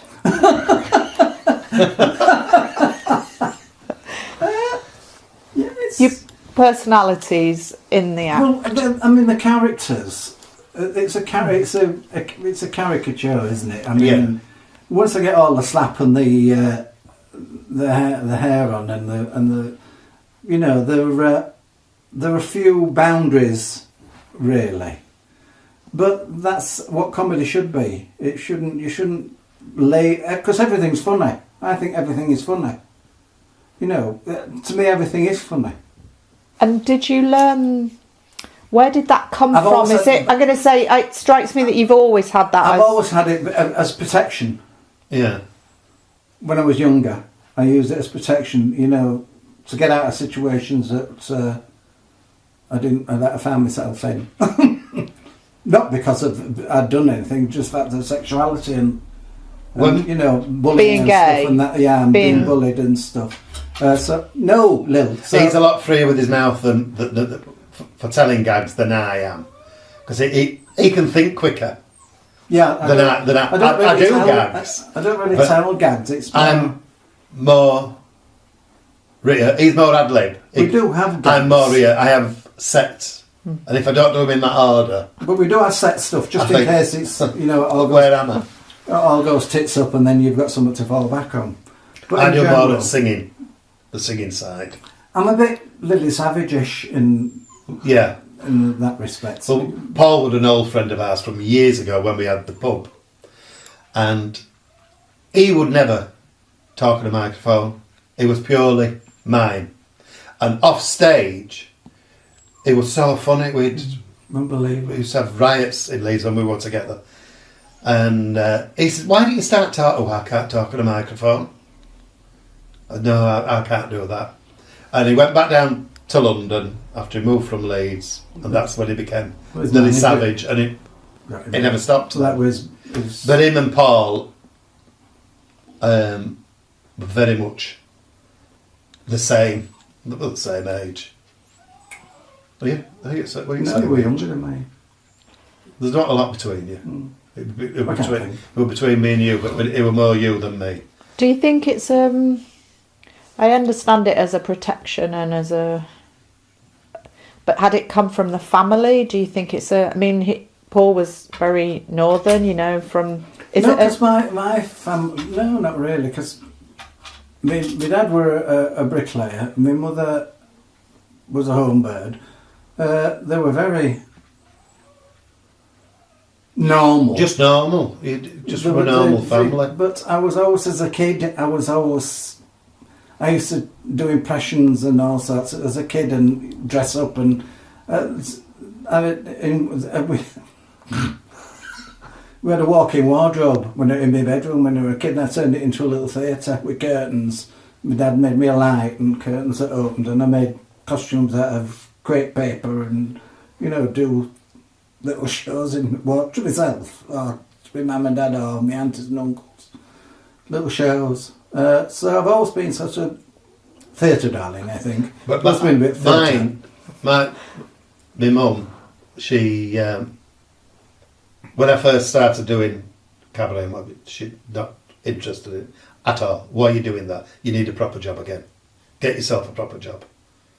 You'll never do anything. Get yourself a proper job. But eventually, it took her years. She didn't see. We've been at it since 1982, and she didn't see the show until about 2006. She'd never seen me work. The first time she saw us My work mother used to come to them all the time. She was in Turkey. Never seen me work until she came to Turkey, and then she saw that everybody were coming up for autographs and signing. I have CDs of albums, signing me CDs, and she went, "Oh," she says, "Yeah," she says, "it were good." Do you have an album? Have you got any left? Yeah, there's some. I'll get you to play out. Something you put it on. So there'd been a. So your families were supportive. Yes, yeah. My But all she Later used to on, prepare the, yeah, help yeah. prepare the costume. She'd Yeah. never seen the show. I hope you don't swear. Well, you're lucky because it's a holiday show. But no, we don't swear here. Which we didn't then, at that time. Well, in we don't Turkey. do. You cut your cloth to the audience, don't Yeah. you? So You've got to know what sort of audience if you're playing to. I always ask, how do you want it? You know, do what you like. When they say that, then that's it, carte blanche. Do you want it clean? Do you want it blue? Do Do you what I want it like. navy? Do you know? Within reason. I don't go, I'm not. There's certain words even that I do heard on stage, and it makes me cringe. And I think you don't the C word, and But it's a word that everybody uses now. It's one of those. even the F word. It's everybody If, uses it as a people say it too much on stage, it becomes swearing. But if it's just the random here and a random there, just the odd word, it's far funnier because it means more. But if you F all the time, to me it just loses. It's just, well, foul-mouthed. And I think then your gag becomes unfunny. Where if you just drop one in, it's far funnier. Fuck off, Gary. Well, that's how I've always thought that. You don't talk shit. I'll say it to him sometimes on stage, and I'll Come turn on, I'll round. say to you, will you swear? Well, I'll go. You swear and not. Or before we go on, if we're in a certain place, I'll go, keep it clean. It's because we do a lot now. We do a lot of old age pensioner. they love it. Shows. You drop a fucking, Yeah, they love it. But the odd one, but a lot of them they've got. They love it. They might have that disdain Yeah. look on their face. They love it. You never get it. Otherwise, they wouldn't sit there through the whole show. Yeah. And are you still fire eating and doing fire stuff? I don't do it now. I haven't done it for years, actually. No. You haven't done it since Turkey. No, because I make my own rods and and they're in the garage, but the end of the rod is got the fibre onto. I made it too big. I couldn't get it in my mouth, so and I've got a big mouth, but it won't go in. So I've got to sort of wheedle it down so it's mouth size as opposed to hippopotamus mouth size. So, but I haven't done fire eating for years. It's not that, it's just a stink Yeah. of it. And And you have to be careful petrol's with too it. expensive. You've got to be careful where you do it as well. You Yeah. can't just, A lot of places won't let you do it now. well, they've all got smoke detectors and this detector and that detector, so a lot of them You can't. go into dressing rooms and you'll see, please do not use smoke machines. No fire eating. And it's, A list of don'ts. yeah. Keep the music down. Yeah. And can you tell me about the costumes? So, from back in the day, what would you have worn early days? Oh, early days. Early days, it would have all been Crimpling. yeah. We used, You don't- especially in and the, when polyester, you we, don't when we see worked them in the pub, it was, because we were. You get leopard skin polyester and you'd make something out of that, and then And you were, at this point, you were making. a friend of ours called Peter Holden. He used to do. He stuff used for to us. help, and I used to watch him for the best way to make the bus line and everything. And they were just simple. That they'll be made out of polyester or Lorex. Just simple outfits, but maybe a chiffon coat over You could the get top sequin, for but Dusty it's Springfield. from London, and it used to be incredibly expensive. I remember when we went down there, it were 40 quid a metre then for a bit of sequin material. When we first did It's a his lot first, cheaper now than it used to be. when we'd done his first tour of London, we used to go down for 2 weeks at a time, twice a year. And after that first initial tour, we'd made a little bit of money, and we went to it weren't Bodovic, was it up Petticoat Lane? Don't know. I think it was a shop that sold material up Petticoat Lane, and we got his first sequin material, and we thought it was fabulous, and we had his first sequin frocks. But prior to that, it were all polyester, We used to make some nice crimpling, stuff though. and we used to stick motifs to it, or stick a sequin or a rhinestone. We used to stick on, just to make them sparkle a little bit. I do a lot of rides, so that well, right. I did that all the All rhinestones the and stones, all that's the second incarnation. They were just black and white when they came, and they were long. And then we cropped them off, redid all the ruffles, and then put the rhinestones on to make them look different. And they're both different, but mine is slashed diagonally. Yours is just a straight bottom in there. round, yeah. So for all the same frock, they're both just that little bit different. And are these for, what will you be... Just We use them for opening, when we first come on for the couple of opening songs, and the patter, when we patter. and then we've got others for clothing and then we sequin.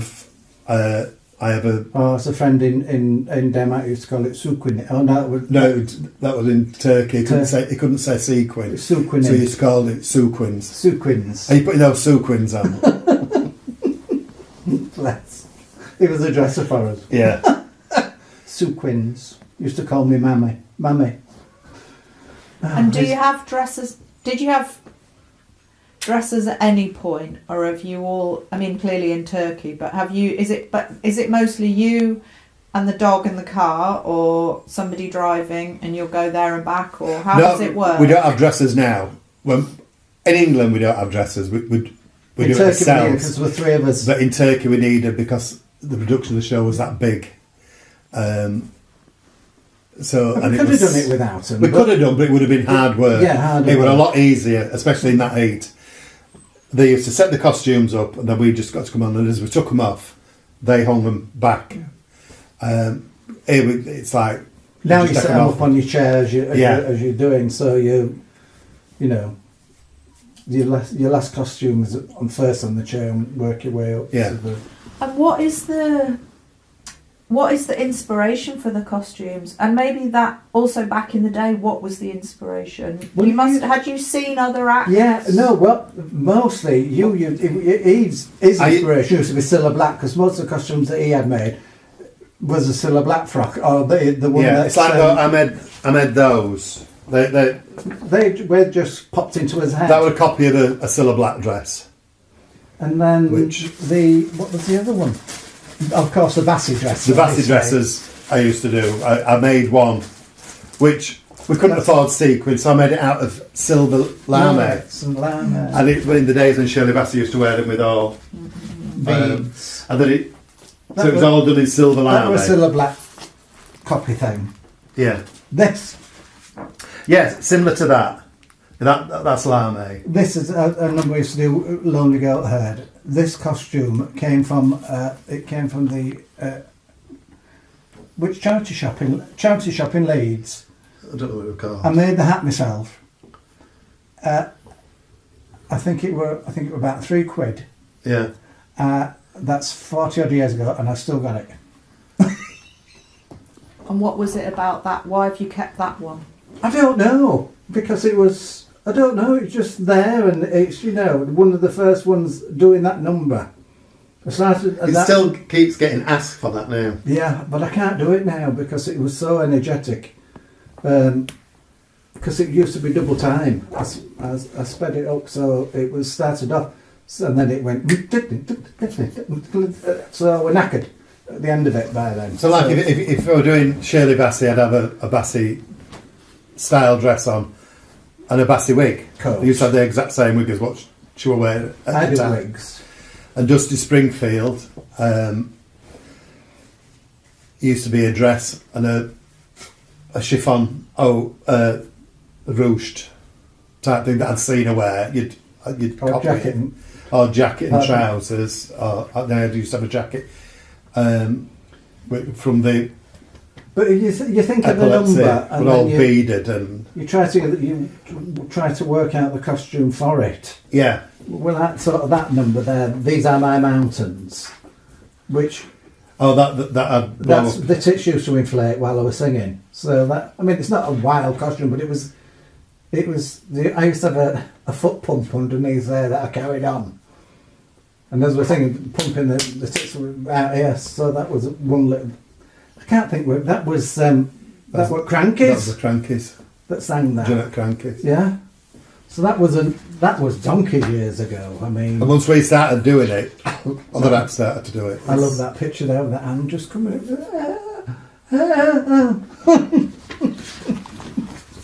Help me out. In fact, that's the sequin. That was the very first sequin we bought That's it. isn't in it? London. Yeah. And you did back wing top You had a batwing top and a skirt. and I had a full length. Then you black. made that chiffon top and harem pants. Do you remember that one? Oh yeah, no picture. I don't think there were any pictures of them. Harem pants. They were Yeah, giddy. it was two big triangles of material sewn up middle, and when you put them together on a waistband, they just hung. It folds down your legs. which they used to wear And then you made me tailcoats. yeah, out of moleskin. Because You was very good at you used to see them, you used to think, oh, but when you priced material, it was off the scale. And you think, what can I make to look like that, but in something that we can afford More affordable. at the time? I mean, now when we were in Turkey, we wouldn't think anything to spending £400-500 on a dress. Well, what was that? Dresses and things that we bought then. Yeah. Were five We or used to have five- them made in Blackpool. 500 or 600 all the quid all the a feather set. headdresses and everything. Then- They were all made in Blackpool. But you don't need to use feathers now. No. There are all sorts of alternatives that you can use. Everybody's using. I started to make ruffle boas and everything, which I think Ray has Ray's bought. had one, I used to make actually. them. Ray's bought a couple off me. And do you remember, because you could have, when you left the pub, and you're clearly funny and talented as singers and different things, why drag? What was it about the attraction of... I think it's because of what we'd seen when we had the pub and we used to do little bits. It sort of just went that way. Because neither of us at that time would, when we were told we were coming out of the pub, thought about going into this business. And when Avril said, put yourself in that together, Hairdressing you again. still did a bit of hairdressing during We the were still day. working at doing a bit of hairdressing. I was working 7 days, 6 days Yeah, a but week. then Well, I've always said a bit of hairdressing. Then they used to do a bit at home, bit of hairdressing. and then we were out every night doing cabaret. Yeah, bit of hairdressing. But then the cabaret took over because we were going further afield and And the money was good. yeah, basically. You could earn in one night what it took you a week to earn if you were a hairdresser. So there's no, that. And plus, we enjoyed what we did, and it got us out to see people and meet people and see different parts of the country. And But like I said, for the first 8 years of doing it, hard we work. had a day off. We never had a holiday or anything. No, that's when I had that breakdown. Yeah. And then we decided we were going to have a holiday, and the first holiday was Morocco, Yeah. and it was just a week. We just had a week in Morocco. Then it was back to it. Now it's more holidays than work. Fair play. So there's two questions. One which was, clearly you were working hard, it made you ill. And so you've learnt not to do that, or No. that was a particularly. difficult time? It was a difficult time. I still suffer really badly with mental health. I'm permanently on sertraline, and so that's always been a big thing with me. Or even over in the years prior to when I was, it stems from. I don't know where it stems from. I don't know where it comes from. I know my mother were a worrier and this and that and the other thing, and What he's doing now, that's exactly his mother. yeah, she was a worrier. So I suppose it stems from. I'm very much like my mother. Yeah, you look like her. A lot of my dad, you look exactly like your mother. Same legs. So it comes from that, I think. And I forgot what you asked me. No, that's what I asked you. And then there's something we're collecting. I guess this project is also looking at the gay scene of that time. Right. the Well, in 80s those and days, 90s. yes, there was a gay scene per se. Yeah.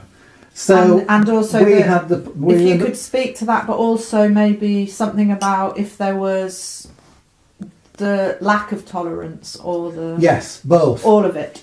All of it. Well, in the New Penny, we wouldn't accept. And I mean, we used to have the local rugby club used to come in on the Friday, but they were fantastic. Leeds We Rhinos. wouldn't tolerate anything else, even from our own. Yeah. You know, There was two men could come in, our two women, and stand there kissing. But a man and a woman couldn't come in and stand there kissing either. We used to say, when you see us two doing it, you can do it. because we used to get a lot of. Well, not only that, but there were a lot of people that used to come in to have a look round. Do you know what I mean? So you had to be careful. Yeah. So it was so everybody's good. But then of course, it was licensing hours then. So we were shut at 10:30, 11. 11 o'clock. Then we used to. Then Charlie's which was the gay club that I went in. Oh God, I used to go there in 70s. Yes, 70. That would only open till 2 Which is though. Queen's Court now. It was upstairs in Queen's Court. They closed at 2. That closed at 2, but there, outside there, when you used to queue outside there to get Taxi in, rank. that's when you used to get all the all the homophobes coming past and spitting and doing. But the good thing about it was the girls in them days used to sort them out. They used to look after the guys in them days. They used to go, and a lot of girls used to go into the whip, didn't they? Yeah. So though in those days there was, there was a gay scene per se, but then there were nights where the little straight pub used to have a gay night on a Thursday or like. But I think Hull in Marion Centre. Hull back in the 70s and 80s, I think had a bigger gay scene. Yeah. Than Leeds. And well, it's mixed, because it's a port and more mixed. Yeah. Than Leeds. But in Leeds they had one gay pub, one nightclub. But whereas in Hull, there'd a few gay pubs, and in the 80s it got a bit better. Didn't it? The scene seemed to be a lot bigger in Hull. Whether because it's a coastal town like Blackpool, I don't know. But Leeds had the one famous pub, which at the time was the New Penny, and I don't think it got another gay pub until. Well, I think it was Bridge or something like it that. Could have been the Bridge. Yeah. And then they went over the bridge. And then that they used to do a gay night up the road at Phonographic at Marion Centre. That was in the sort of mid-late 80s. First beginning of 80s, because when we were at pub. Yeah. But that's all. But the whole gay scene seemed more and not as confrontational like Leeds was.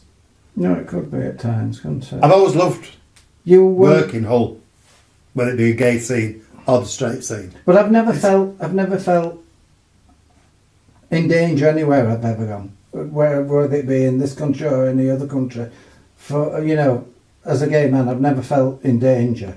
I mean, I've been attacked, but that was many years ago, when I was very, very, very young, and it wasn't anything to do with that. It was just. But I've never been, nobody's ever attacked me as a homophobic attack. No. Like it seems to happen these days. Whether it's because I wasn't out, because I've people say, "Oh, we never know you were gay." I mean, till you open your gob. But I mean, we wouldn't have known you were gay. No. Because we're not. Well, I got more outrageous as I've got old because I don't give a fuck now. I don't care what people think. They can think what they like, and if you don't like it, tough toffee.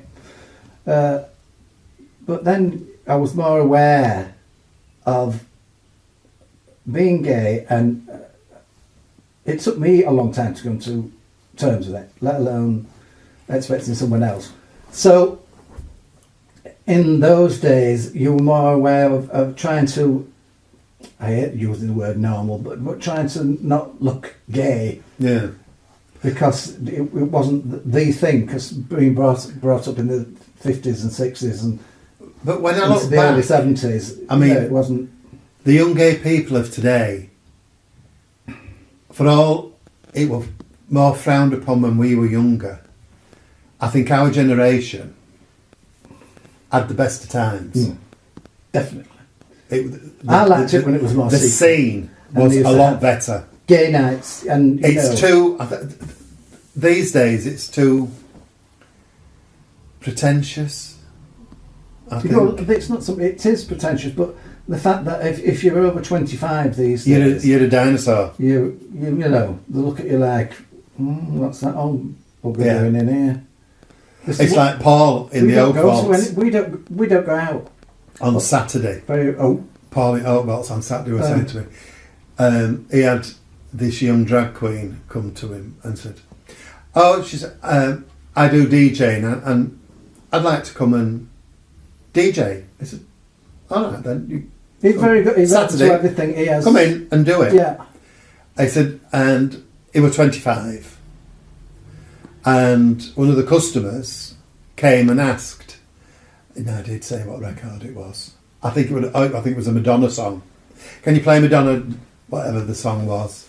And she went, oh no, I'm only 25. I said, well, what's that got to do with playing a record? Oh, that's dated music. I only play current music.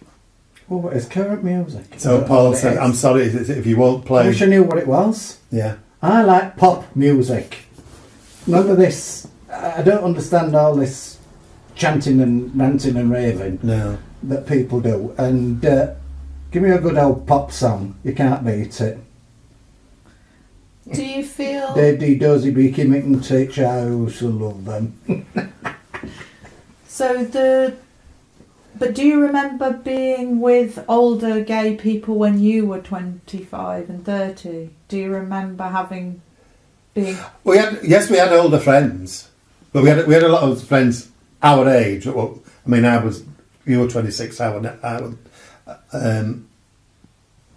no, you weren't 26 when we were at the pub. I was 18, 19 when we went there. So I'd have been late teens, early 20s. We had friends his own age, but there was the older gays, what we used to call the clone queens, or the chiffon brigade that used to wear.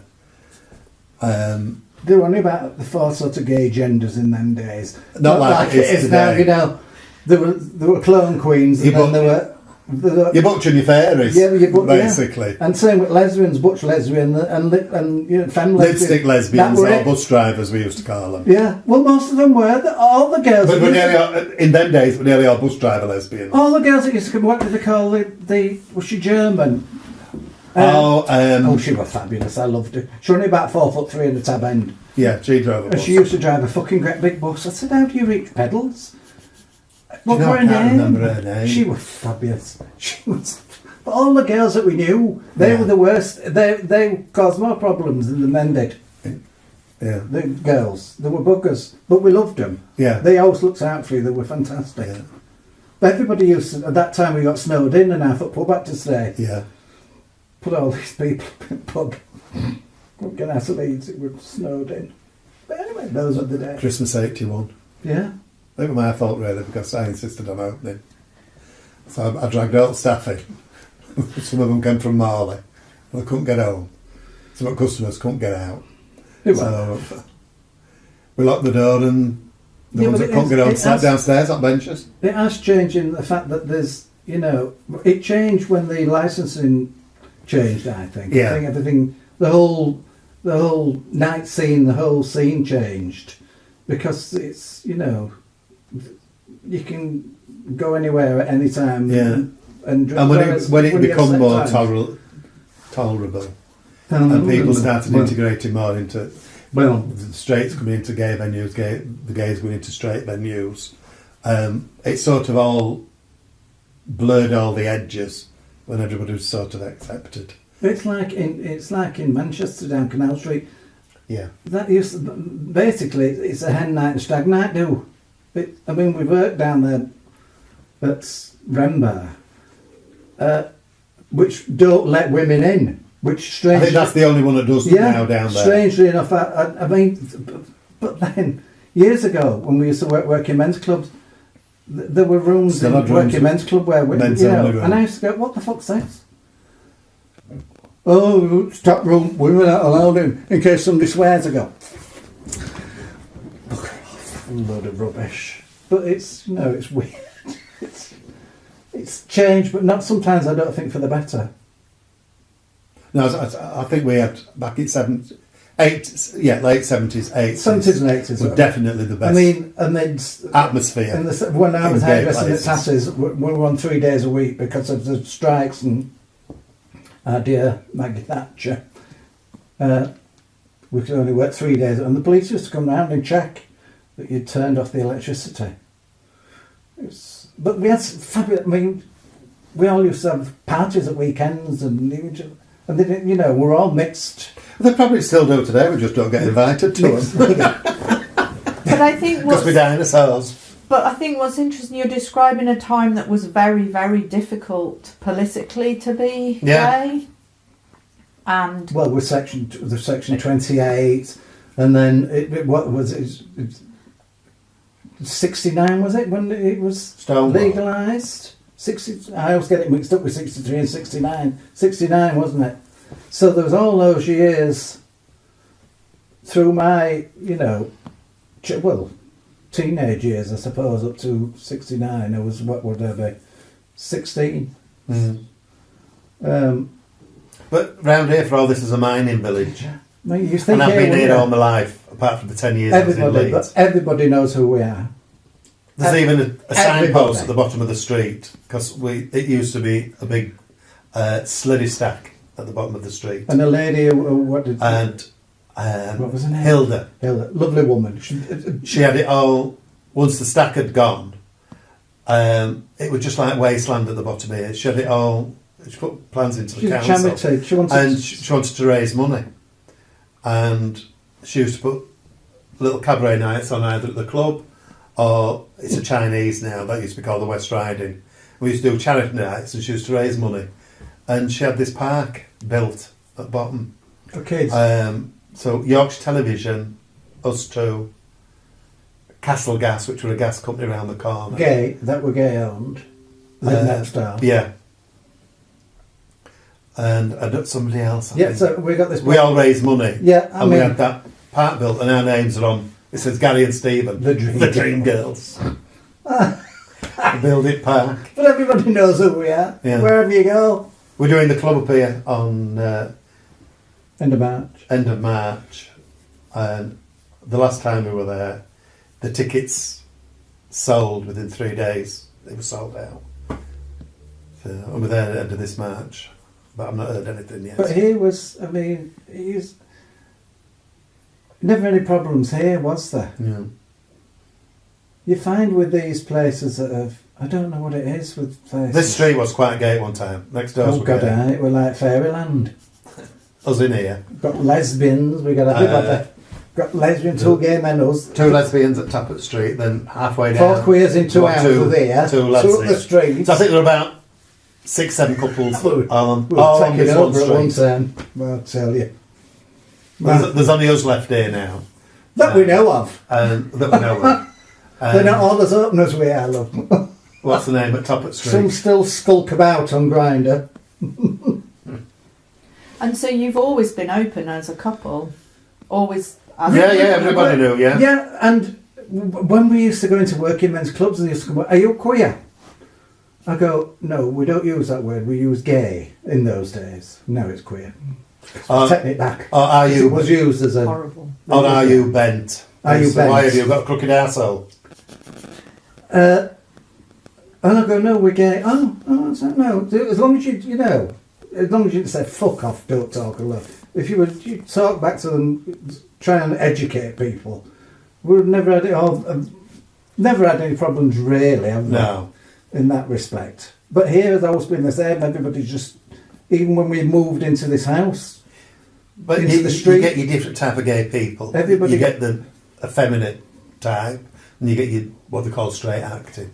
I don't get that. We've always just been. I don't know what a straight acting straight. I don't get it. I don't know what that. I'm not. I wish I knew what it meant. You know when you say, and there's so much. Well, I think there's it so means much undetected. We homophobia can't tell within whether the you gay. are or whether you're not. There's so much homophobia within the gay scene. I Oh, yeah. think. You know, people are still. He's the word. He can be nasty sometimes. I'll go. You can't, Gary. For God's sake. Rein it in sometimes because he'll go and I'll go, no, you can't say that, love, no more. You can't say it. But you get frustrated sometimes because it's when you look at things and you get these young gays now, they think they've done it all and been all and Yeah. I I forget we've done it all. seen it, read the book and got the Before t-shirt them. and the scars to prove it. So you trot on and get on with what you're doing and see how it goes. But it's nice that everybody's open and friendly now. Where you don't have to skulk about like you used to. But No. But it was fun sometimes. Why was it fun? Well, it was because your own like little secret society, wasn't it? You had, But these you had your own You had your own venues. your And own- like all the, I mean, what they call him now, he's got this new album, Polari. Oh, I mean, that's my piss. Ollie Alexander. Polari, as if he's discovered all this. But I mean, Kenneth Williams and everybody were all speaking. we're talking this in the together. 60s. Bo Naraya and Vada, that Delhi O'Deak, and you know. But all that were invented. Naf Lales. So the gays could talk about the straights without So that's knowing. we had our own little things in them days. You could, it was camp, and it's I can't say I've had a quite a nice time. Thank Yeah. you. And We've been at it that 40 odd years, is it that long? and No. it's give us a good life. We've That's seen it. what we want to Oh, wow. see. Would I do it all again? Yeah, Probably. in a heartbeat. Yeah. Yeah, absolutely. I've got to the stage now Tweak it a where bit, but I take the bookings in. I won't do 8 years and not having holiday. No, That- when I take the bookings in, and then as it gets near at time, I think, "Oh, I've got that to do. And I get in car, and I drive to where, and I set the gear up. I think that's because you're on your own though. Yeah.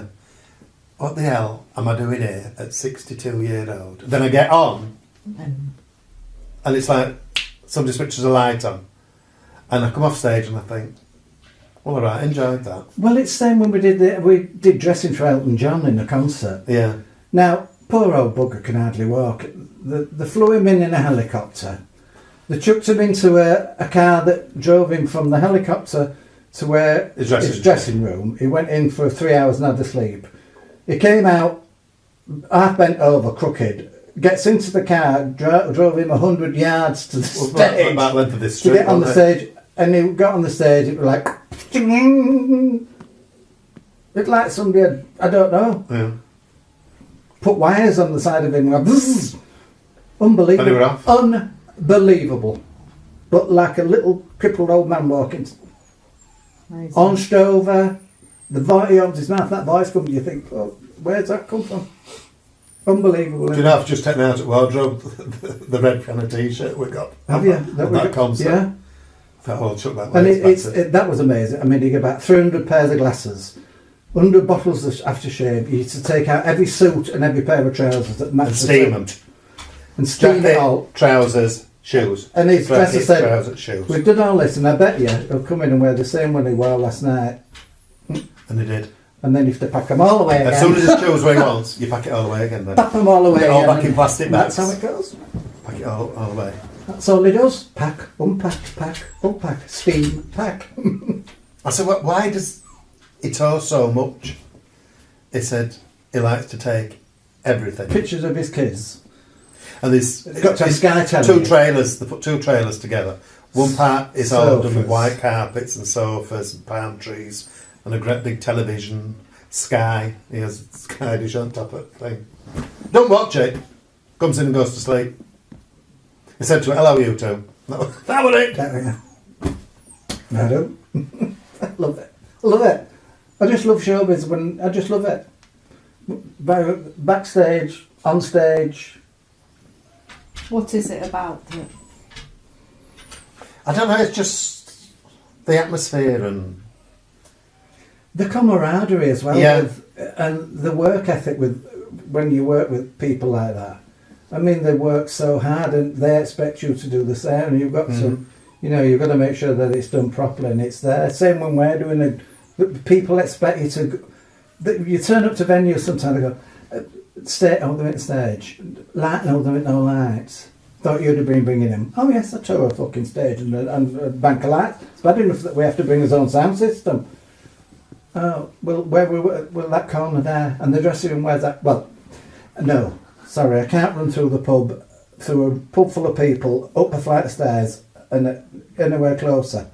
Oh, toilet, but you left it. No, I can't have it open. Okay. So sometimes they just don't think. No. The bookies sometimes they think, oh, it'll be fabulous, it'll be a great night, make a few quid. But they don't think it through.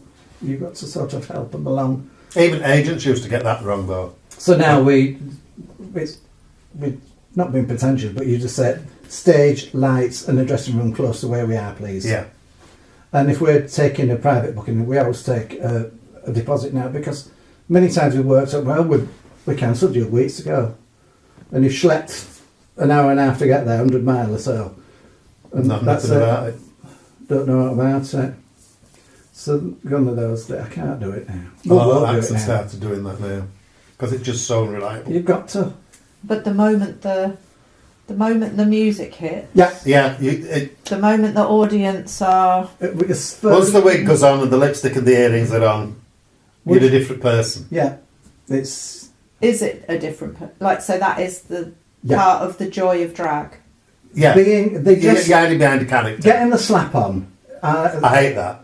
Well, I quite enjoy it. I hate getting ready. It savages my eyes these days, but I quite enjoy it. But I like dressing up. I don't like the rehearsal process. You've got it to do, You're just lazy. but I don't like it. I like the finished product. If you can go Well, you've straight got from to- that to get the to finished product, yeah, you've got to do the bit in between. Exactly. So, and yes, and walking onto that stage, that that feeling of anticipation, and then And sometimes from the moment you step on, you can tell whether you're going to Yeah. have a good night or a bad night. Yeah. Yeah. But generally, we've all said good nights. Because of the audience? Yes. Yeah. And you, because if your head's not in the right space, Mm. sometimes you take your troubles to work with you and you shouldn't, but it's easier said than done sometimes. So if your head's not in the right space, you can put that onto your audience. So I can usually tell by halfway through the first song what they're going to be like. But generally speaking, it's the audience. If they're having a good time, Yeah. you're having a good time. And you've got to try and get them within that first 5 minutes, because if you don't... First 30 seconds, Yeah. first minute. Well, I'm about us with the pattern and what have you, with the song Once and I the start pattern. with my patter, I know. Once I start, and I won't let go. I'm like a dog with a bone. I won't let go till I get a laugh. I won't. I've got my rules. Come on now, you got to play along. There aren't many times I've never walked off, have I? Only that time in Whitehaven when that lad Oh, apart from that, but I mean, and when we had glasses through at us, we walked off. Oh, that one's at Carlisle, yeah. But- It's always been up there. Carlisle, Whitehaven. What for at Carlisle with the glass thrown at us? No, I was doing crying once, the crying routine, and the lad shook the pint. Oh, I've had that before today. But we had a glass thrown at us one time. Do you remember that time? Yeah, that was down Sheffield we went, Way. we went to a place in where's Twisted Spire? Where's that? Chesterfield. Chesterfield. That a lunchtime do years ago in this gay pub, Manhattan Bar. and we gets in there and in this dressing Middle of winter. cupboard. I mean, it was fucking. Freezing. We used to travel a little heater heater. with us.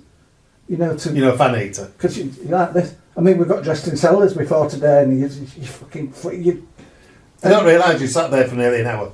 an hour and a half, 2 hours, Getting ready. and it was. And then in all quick changes as well, when you're sweating and... He said, "What's this?" I said, "We're cold. We put us heater." So He turned it off. It turned it off. I said, "Who do you think you are, fucking Shirley Bassey?" I said, "Well, I tell you what, Sonny, you better get your ass into gear because you're doing the show your fucking self. We're going home." Left him. Yeah. I think that was the only time we ever walked out, apart from that. Who do you Playing think? off. We're freezing to death. No, people don't think. I think it's so glamorous when you... Yeah, they go. They forget about... When you Oh. take it, they used to say, "Oh, it must be fabulous being on holiday for 6 months." It's not though. Oh, 52 degrees and you're running around with lycra and this and that and the other and the wigs and oh, yeah, lovely, it's fabulous. Working 7 days a week, it's marvellous. Bit of times to yourself, but who wants to go out in 52 degrees? Nah. You used to get holiday, used to say, you must love it, we're out here for 6 months in sunshine. So yeah, but you've got to remember we're in it all the time. You're only in it for a week, 2 weeks. I said, which is bearable. But when you're working in it... 12 years I did that. Yeah. That was another, I had to stop that because 13, me. I I thought I'd had a heart attack, and I had it. Took me to You hospital. were in hospital for 3 days, weren't you? Yeah, and it was a huge panic attack. So I went, All his we symptoms. stopped that there. That was another one I stopped, because that was another one of working during the winter, working during the summer, working during the winter, working during Yeah. And having no respite. And panto, for the 2 years leading to that, we've done panto. So is it addictive? I think it is. Yeah. I think it is. Because if you look at entertainers, I mean, no matter what category you come into in entertainment, how many... I mean, look at all the old 60s acts. They're all still working, and they're in their 80s. It's... I don't know. I think it's just something you need. And that's why a lot of acts, when they do eventually stop working, they fall to pieces. Because they don't have that... It's the adrenaline. I think you get addicted anymore, to the adrenaline more than anything. I mean, when we were as high that we got to, when we used to come home, we didn't go straight to bed. We to sit up because I still do though. I We can't were. go if I'm working. I've got to have a hyped up. couple of 3 hours. The night time became our daytime, and we used to, especially if we travelled, we probably weren't getting up till dinner time, 1 o'clock, 2 o'clock some days, and then we'd eat and get ready and go out and do it all again. And maybe sometimes we'd do a working men's club or a gay club, normal hours, and then it would be on to somewhere in the area to do a nightclub. I mean, we used to travel from, if we'd done a cabaret night in Yorkshire, we'd do a late one in maybe Hull or Huddersfield or somewhere like that. If it was within reach, you'd go do them. Well, when you first start and you're younger, you want to do it, don't you? Yeah. You want to get out there and be amongst it all. As I've got older, I still want to be amongst it all, but not as much. And in them days, not you did- only that, it physically just can't. Yeah. Your mind says yes, let's get on with it, but your Yeah. body will go we can't. And in them days, there were no GPS, satellite, Oh, God, no, we used to have tom-toms. books and maps. It were didn't we? maps. Car were full of maps. And you got there a lot quicker Yeah. than following them bloody things. Oh, especially when satellite goes out and it just goes into a field. So I've got one last question. Go on. Has it been a dream, girls? It's been a nightmare sometimes, let alone a dream. Well, to say it was a career that we never ever thought we were going to go down. Yeah, we've had a good time. It's given us a good living. We've enjoyed it. Like I say, if we could go back and do it again, yeah. It's been good. We've been lucky. I think we've been lucky Yeah, we have in that respect. to be around Yeah, for such a long for time. 40 odd years, nearly 45 And years. people still want us, Yeah, which is, they still pick up the phone and say you're available, which is nice to think that I people mean the still- phone don't ring now like it used to do, but I think that is purely because there isn't the venues now Well, and not only that, we that don't they push used it to be. as But much we as don't push used to. ourselves now. Our two big agents, Avril and Gordon Kelly, are both passed. A lot of it's by word of mouth now. I mean, we've always been a freelance act, but we've always had a couple of strong agents championing We us did work behind for us. McLeod's in Hull. Yeah, McLeod's. Quite a lot when in the day, back in the day. And Newland. And I'm sure Ray has as well. He used to work from. Ray worked a lot for McLeod's. Yeah. They were the big agent for booking. Did you know McLeod's? We used to do a lot for them. Willows at the country club and But that. all in all, it's been nice. We've had Yeah, nice people, yeah. nice venues, good times, good times. We've always based ourselves in Yorkshire, although that we've worked all over the country. A lot of acts, they're always tempted to go down to London or go to Manchester. I used to like working in London. Yeah, but we always preferred... I think it's the area that we come from. It's like Jane McDonald, she's still 9 mile down the road. and we all used to work together on the club scene, and now it's just, I like Yorkshire, the Yorkshire folk, and like I said, we've Do you done like Yorkshire tea? no, No. but it's, I mean, I lived in Leeds for 10 years, but then when we come back to Castleford, Well, you wanted to I come was- back to Castleford. yeah, I were back home. I wanted. I stayed in Leeds quite happily. I like Yeah. Leeds. I And then want to again, be in Leeds now. I could have lived in London. I still could live in I London. could live in London. Can't afford it, but But, I didn't. I like it. crazy down there. But I love it. I love the craziness of it down there. And that's another place I feel perfectly safe. Yeah. Even though I could live in Hull, I like Hull. Yeah. I like the people. Is Peter Levy still in Hull? Peter Levy's the television. Is he still? We used to do his radio show Yeah. back in the 80s. We used to have a laugh. I've got tapes of it somewhere. And so listening back, well, as in today, listening to yourselves and thinking about your lives, what do you feel about listening to or remembering and hearing each other speak about the past? Well, we still talk about old times. We always have done, haven't we? You- Especially if we're talking about... You mainly. Yeah. When we're talking about. Like talking to younger friends who's in business, like Sardin and what have you. Yeah. He always says, when I was growing up, I used to come watch you two. He said, I always used to say, I want to be like them. I want to be a drag queen. I want to be like them. And he is. He's old school, but young. He's only in his late 20s. Yeah, but he's old school in the way he's out looking for drag. Mm. And I like that. It's nice. He's a good lad. And he asked us questions. What were it like? Did you see this? Did you work with them? And we say, yeah, it was It's a good nice to time. have a good old reminisce sometimes. I mean, when Yeah. we see Ray, we have a camp. We're talking about stuff, and Yeah. when he had the pub and all sorts of things. And when we worked with him at Tower, haven't we?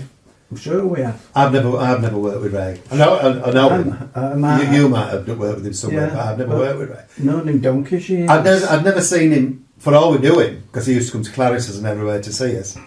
I'd never seen him work until about 2 years ago. You've not seen him work? I'd never seen Oh, Ray yeah. work, no. And I saw him work at the Oak Vaults. Mind you, having said that, I don't know whether I have.